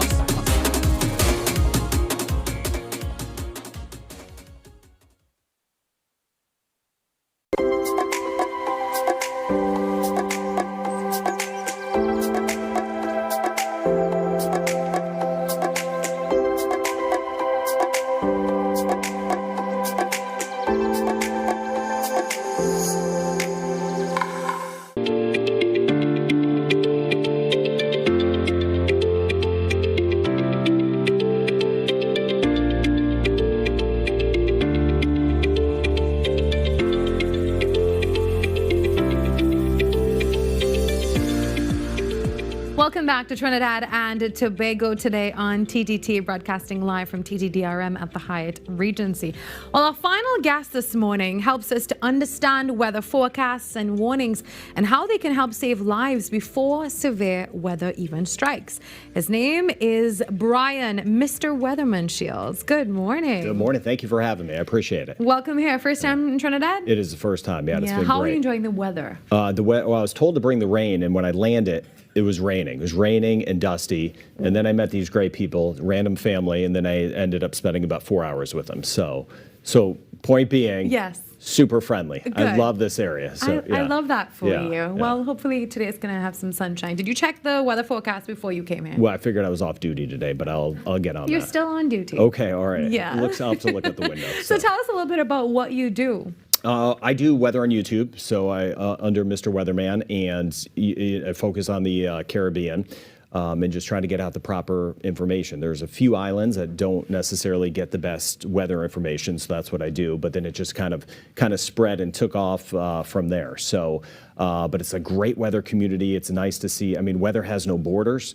It's great to see all the islands kind of come together under the YouTube channel. So it's kind of formed this nice community. And you know, social media is super crazy right now, as we know. And this is, I think, one of the kinder spots in social media. So. Yeah, just tracking storms and tracking weather and just, you know, having a good time. Yeah. So I want to talk a little bit about weather literacy. Now, we're hearing forecasts every single day, but what exactly does weather literacy mean? And why is it so important for the average person? That's a very, very good question. So communication and information is key. If a warning is issued and the warning doesn't reach anyone, it's really not a warning. It doesn't really do any good. So I think just getting the proper information out so people could be safe. There's so many crazy weather terms and, you know, fancy sayings, and, you know, all the guests you had are a whole lot smarter than me, so I was listening to them. So, you know, I just try to break it down. You know, it's when it comes to weather and climate, it's, you know, it's moms and dads at home trying to, you know, day to day take care of their family. When a big storm's coming, that's where, you know, I try to step in and just, you know, let you know not only what the weather is going to be, but what does that mean? And I think that's the part of the literacy part is, what does the weather mean for me and my family? How is it going to impact us? And what do I need to do to stay safe? Just getting out the proper messaging. Now, I want to get into the jargon. Did that sound good? Totally fine. Okay, all right. Yeah. We're not live, are we? We might be. Okay, all right, Yeah. we'll see. Okay, continue. Now, I want to get into the jargon just a little bit. There is some confusion with watch and warning. Break that down for us. Okay. For the normal person. You're coming at me today. Yes, huh? I am. This is, this is not a vacation. Okay, so Okay. Well, it's not, apparently it's not. I was planning on going to have some drinks, but it's still early. But anyway, so a watch is kind of like, hey, we need to look out. And on my channel, watch and warning, I think, is confusing. I do think a lot of the terms can be a little bit confusing. So I still go with watch and warning. A watch is kind of, hey, we gotta look out. A warning is, you know, something is imminent or it's happening. So on my YouTube channel, I'll break it down by monitor mode because, you know, we're monitoring. If we're in, you know, if Trinidad and Tobago's in monitor mode, that means a heightened alert. We need to kind of watch out for things, which is kind of like a watch. And then instead of warning, I use action. I'm not trying to change terms, so don't get me in trouble with any governments or anything. So, you know, warning, I use the term action mode because I think that's just pertinent. That means, you know, we need to go into action. Everyone has different resources and different means. So I think it's important to delineate. That was a whole word salad for you. So totally fine. Yeah. Okay. We're definitely not confused. Okay. We're, all right. You know, thank you for breaking that down for us. Now, with hurricane season underway, I believe today the season opens. What are some of the biggest misconceptions that people have when they look at forecasts and storm tracks? What have you gotten from people? I think this season, the biggest thing is that it's going to be, quote, a quiet season, which is not the case necessarily at all because we're going into an El Nino cycle. I don't want to get into all the science of that. I heard we never say the word quiet. Yes, I know. Because right when you say the word quiet, I Yeah. know, then madness breaks loose. But anyway, so it's an El Nino pattern, and all we need to know about that is typically there are fewer named systems out there, which is a good thing, not diminishing that, but there's still going to be systems out there, tropical storms and hurricanes, so it just matters where they go. So some folks are like, oh, it's El Nino, it's going to be quiet. And I'm like, not necessarily. If you get wrecked by a hurricane, it's not quiet. I mean, we've had busy seasons, destructive seasons that have been El Nino patterns. So just the term being thrown around now is it's going to be a quiet season or a good season. I've yet to run into a hurricane season that's really been a good season overall. So. Yeah. Now, you often discuss different forecast models. So can you break that down again for the average person? Oh boy. So I'm still trying. So so models, I think that one of the problems with models are computers. They're giant computers and they spit out, you think of like an iPhone versus an Android. They spit out, you know, one will say, hey, this storm is going here, and the other one will say this storm is going here based on their data. They're pretty similar, but sometimes they could be very wrong. So I think sometimes there's a big reliance on the models, and sometimes you kind of need to look at the darn window sometimes. So models are helpful. They're helpful tools. They're computers, but they're not all equal. Some do better with hurricanes. Some do better with, other types of weather. So they're not all equal. So there's always a model that looks like it's going to be death and destruction when that's not necessarily the case. Yeah. Now, the Caribbean is particularly vulnerable, as you know, to hurricanes, flooding, and other weather-related hazards. How can improved weather literacy, I'm going back to that now, help communities? I know, I'm so sorry. Out here. I know, you look really nervous. I didn't get the questions ahead of time. I would have done my homework. That's okay. Okay. That's totally fine. This is not good. Yeah. This is your warm welcome to Trinidad. So how can improved weather literacy really help communities to make better decisions before and also during an emergency? Well, I just saw this a lot with one of the reasons I haven't been in Trinidad. I was trying to come to Trinidad months ago, but I've had to spend a lot of time in Jamaica. I'm sorry, I've had a lot of coffee, so I'm talking really fast. So just apologize to everyone. I was supposed to be in Trinidad earlier, but I've been spending a lot of time in Jamaica in the wake of Hurricane Melissa. And in that, the messaging was difficult. Last season, everything was curving out to sea, except for one, and that was Melissa. And then that moved right into Jamaica. So having to, for my YouTube channel, fortunately, it's a great community that puts a lot of trust in me, which I feel the weight of that trust and I feel that burden. So I was able to get the right word out. But, I would just say every system is different. Because a pattern is doing one thing, it doesn't mean it's going to be doing it later on. Every storm is different. Every hurricane is different. Some are big, some are small. You were hearing a guest talk about Flora back in the 60s here. There's a lot of mixed messaging out there, like Trinidad and Tobago. We're not in the hurricane belt, which is kind of not true. I mean, we could get hit by big systems. So it's difficult. I don't know what the question was at this point. It's difficult. It's difficult. Trust me, you're answering all of them. And before we go, how has social media really changed the way that you report the weather? I love it because I think it is great because we can reach a large group of people and bring them together. Social media is also crazy, as we well know. As we all know. Yeah. So fortunately, the Mr. Weatherman community has turned into a group of not only super kind people from all of the islands back through Central America, but it's really people helping each other. And I think with social media, we have a chance to help each other and to really spread kindness. What are you looking forward to most in Trinidad and Tobago during your stay? The food, obviously. Yeah, the food. But no, just the kind people. The culture has been amazing. And just getting out there. Tomorrow I'm traveling all around Trinidad, so I don't even know where I'm going. So you may see me. I'll be out there tomorrow. So just getting to as many places as I can. I can't wait. And hopefully you soak up some of the warm weather.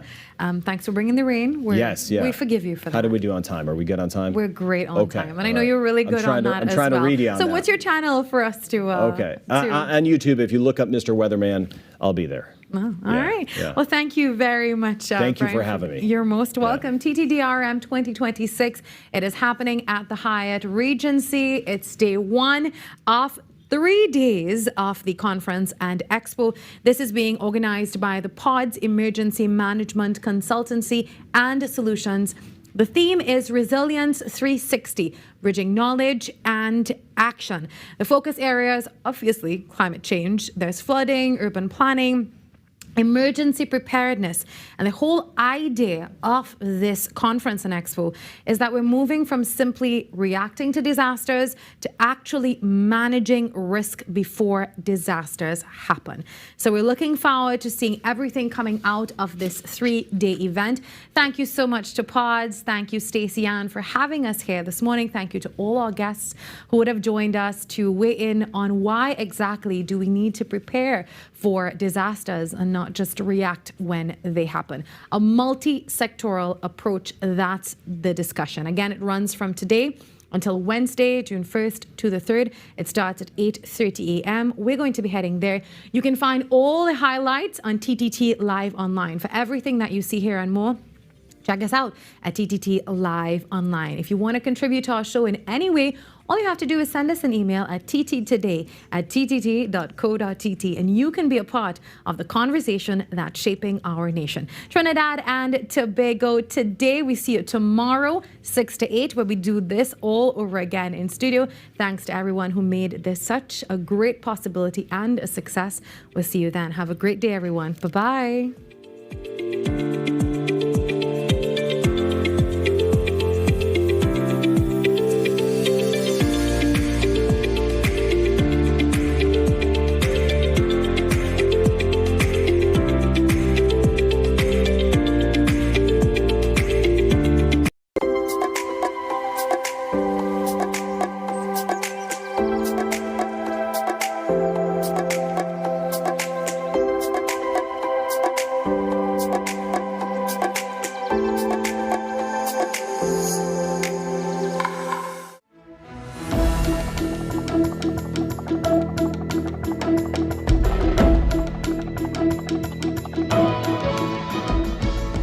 Good morning. This is your TTT News Update. I'm Kyrie Roberts.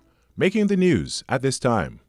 Prime Minister Kamla Persad-Bissessar hosted celebrations at the Heritage Ground in Clark Road, Penal, to mark the 181st anniversary of Indian Arrival Day.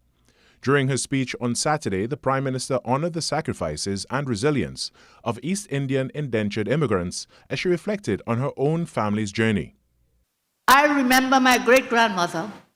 Her name was Sumaria C. Persad.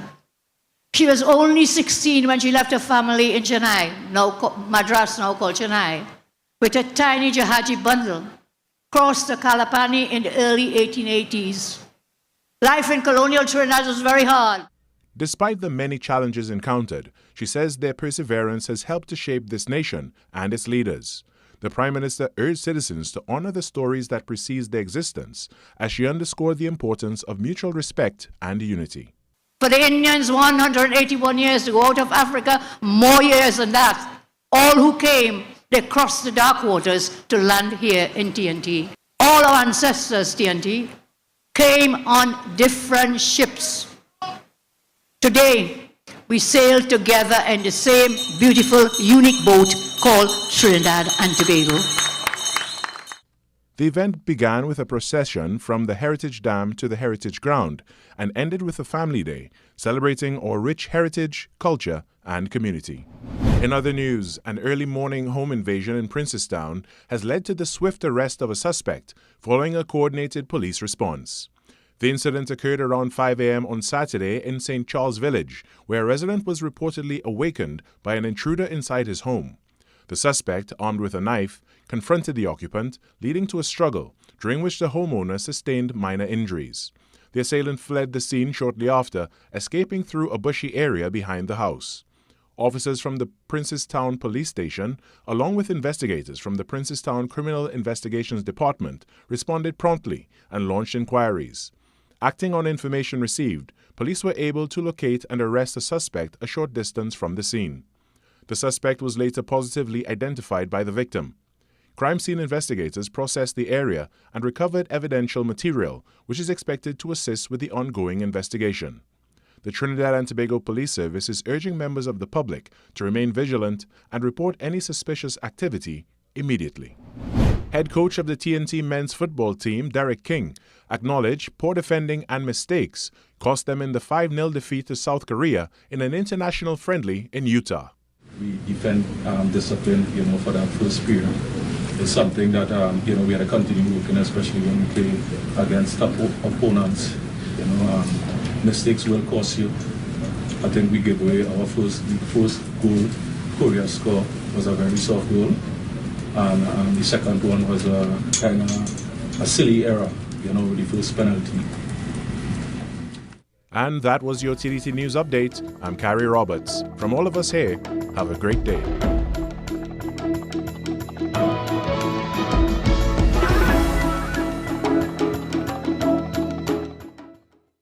TTT News, every night at 7. TTT News, committed, accurate, relevant. This game is not really a nice game. It's a very dangerous game. You cannot go in this arena by yourself. No Bama, no rain, no Bama, no rain forever. No Bama, no rain forever. Sometimes you just get sick fever. No Bama, no rain, no Bama, no rain forever. No Bama, no rain forever. Sometimes you just visit the doctor. No Bama.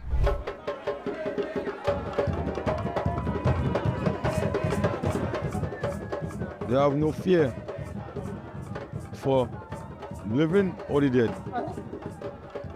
Because in this arena here,